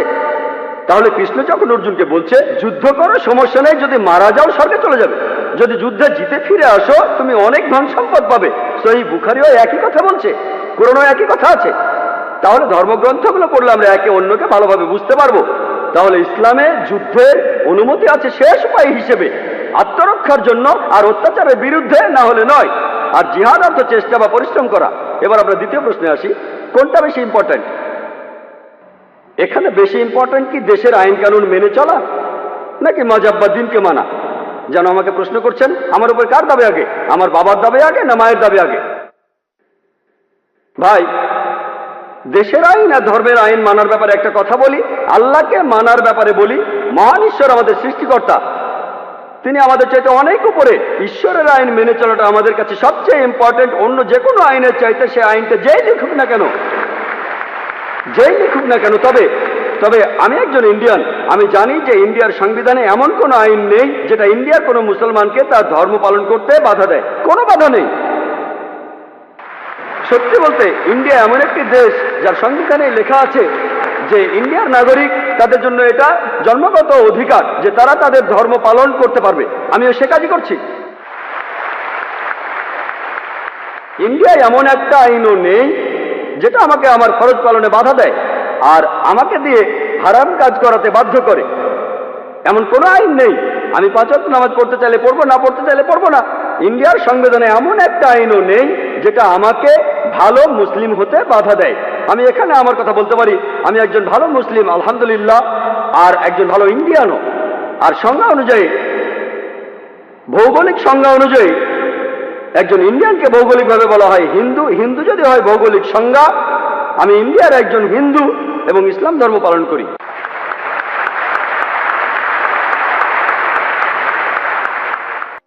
হ্যাঁ ভাই, আপনার প্রশ্নটা করেন। গুড ইভিনিং, আমার নাম শ্রীরাম, আমি একজন হিন্দু। ইসলাম ধর্ম পালন না করে আমি যদি হিন্দুইজম পালন করি বা খ্রিস্টান ধর্ম পালন করি, তাহলে কি আমার বেহেশতে যাওয়া কঠিন হবে? ভাই, আপনি খুব সুন্দর প্রশ্ন করেছেন যে ইসলাম ধর্ম পালন না করে হিন্দু বা খ্রিস্টান ধর্ম পালন করলে তখন আপনি বেহেশতে যেতে পারবেন না কি পারবেন না? ভাই, আমি আগেও বলেছি যে পবিত্র কোরআনে সূরা আল ইমরানের 19 নম্বর আয়াতে উল্লেখ আছে, ইন্নাদ-দীনা ইনদাল্লাহিল ইসলাম। আল্লাহর কাছে গ্রহণযোগ্য দিন হলো নিজের ইচ্ছাকে আল্লাহর কাছে সমর্পণ করা। যদি খ্রিস্টান শব্দটার কথা বলেন, পুরো বাইবেলে কোথাও খ্রিস্টান শব্দটা নেই। হিন্দু শব্দটা যেমন হিন্দু ধর্মগ্রন্থে নেই, তেমনি খ্রিস্টান শব্দটাও কোথাও নেই। বাইবেলের কোথাও শব্দটা নেই। খ্রিস্টান শব্দটা প্রথম ব্যবহার করা হয়েছে বুক অব অ্যাক্টসে। যারা সেই সময় যীশু খ্রিস্টের নির্দেশ মেনে চলতো, তাদের এই নামে ডাকা শুরু করে অ্যান্টিওকের লোকেরা। বুক অব অ্যাক্টসে সেটা দেখবেন, খ্রিস্টান শব্দটা বাইবেলের কোথাও নেই। তাহলে যীশু খ্রিস্ট সেই সময়ে আসলে প্রচার করেছিলেন ইসলাম। এই জন্য তিনি পৃথিবীতে আরেকবার এসে সাক্ষ্য দেবেন খ্রিস্টান ধর্ম বলে কিছু নেই।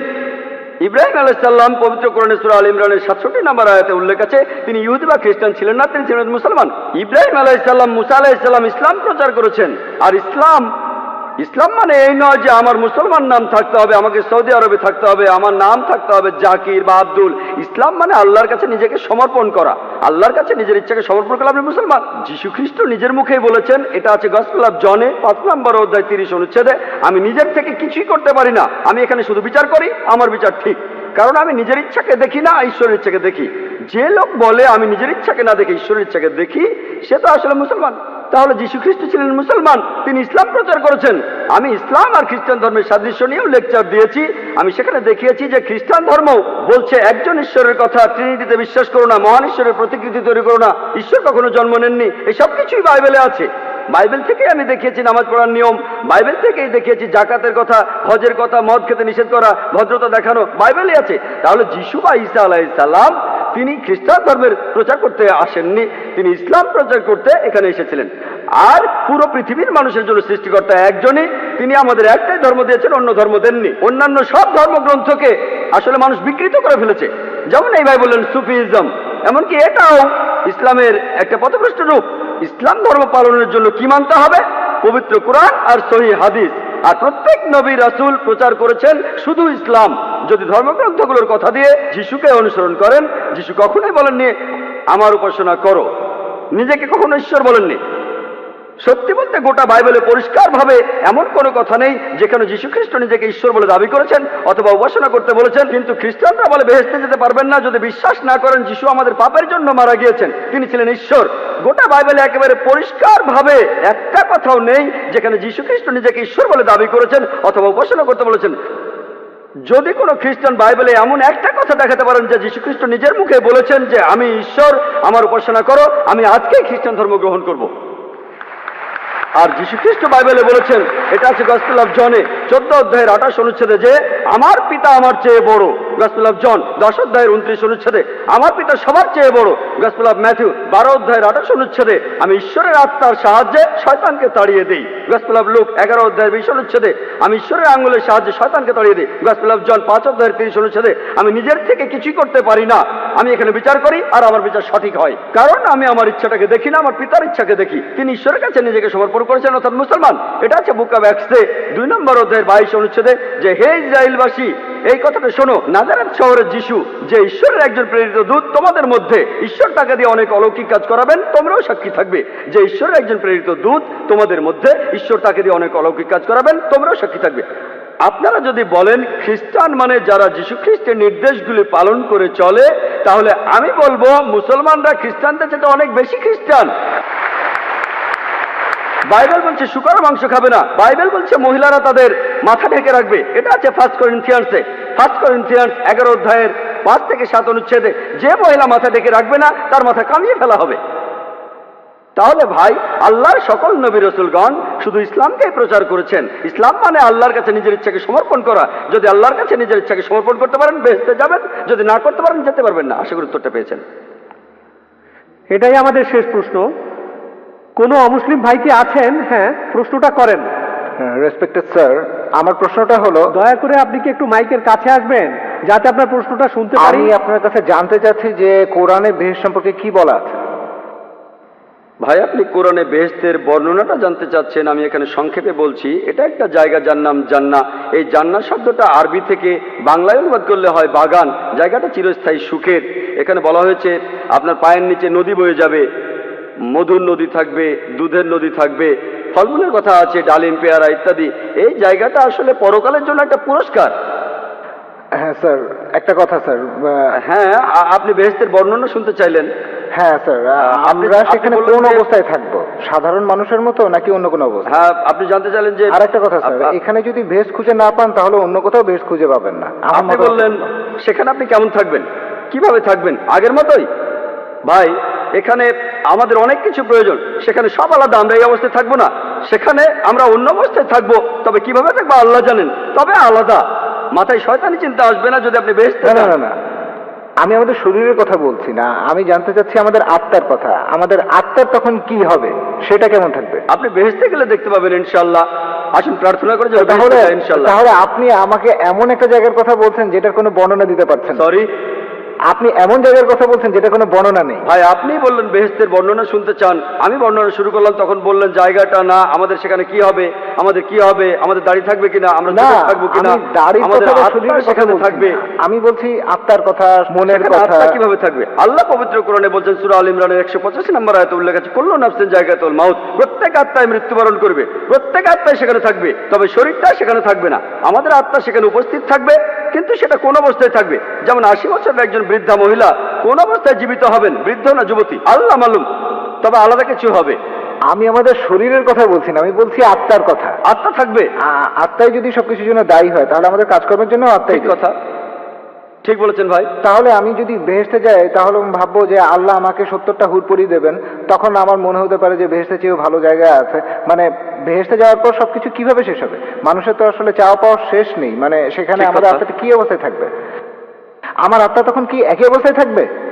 এই কথাটাই বলছিলাম ভাই, যে কিভাবে নিশ্চিত হবেন। আমি আপনাদের বলেছি যে এই বই যদি বইটা পরীক্ষা করি, যদি আমরা পরীক্ষা করে দেখি, এই বইয়ের 80% একেবারে প্রমাণিত, আর 20% হচ্ছে সাধারণ মানুষের জানার বাইরে। তাই একজন যুক্তিবাদী মানুষ হিসেবে আর ডাক্তার হিসেবে বলি, আমার যুক্তি বলে যার 80% একেবারে প্রমাণিত আর 20% সাধারণ মানুষের কাছে অস্পষ্ট।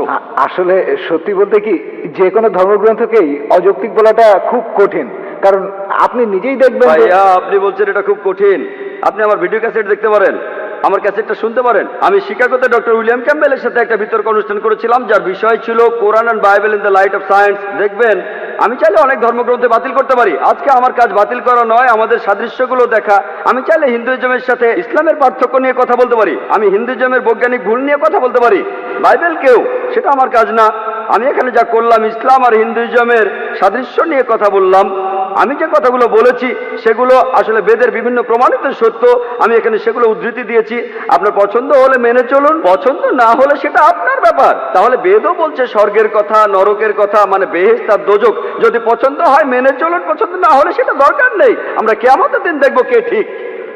আপনাদের সবাইকে অনেক ধন্যবাদ, জাযাকাল্লাহ খায়ের। আমি এখন অনুরোধ করব ভাই আব্দুর রহিম গ্রিনকে কিছু বলার জন্য। ভাই গ্রিন। আজকে ডক্টর জাকির নায়েকের এই বক্তৃতা শুনতে আসার জন্য আমি চেন্নাইয়ের লোকজনকে অসংখ্য ধন্যবাদ জানাচ্ছি। আমরা অনেক কিছুই শিখলাম, আলহামদুলিল্লাহ। আশা করি আমরা আজ যা শিখলাম সেগুলো কাজেও করে দেখাবো, আর ইনশাল্লাহ মানুষ ইসলাম সম্পর্কে আরো জানতে পারবে। আজকের এই অনুষ্ঠানের সাথে জড়িত সবাইকে আমার আন্তরিক অভিনন্দন জানাচ্ছি। আলহামদুলিল্লাহ রাব্বিল আলামিন। আল্লাহুম্মা সাল্লি আলা মুহাম্মাদিন ওয়া আলা আলিহি ওয়া আসহাবিহি আজমাইন।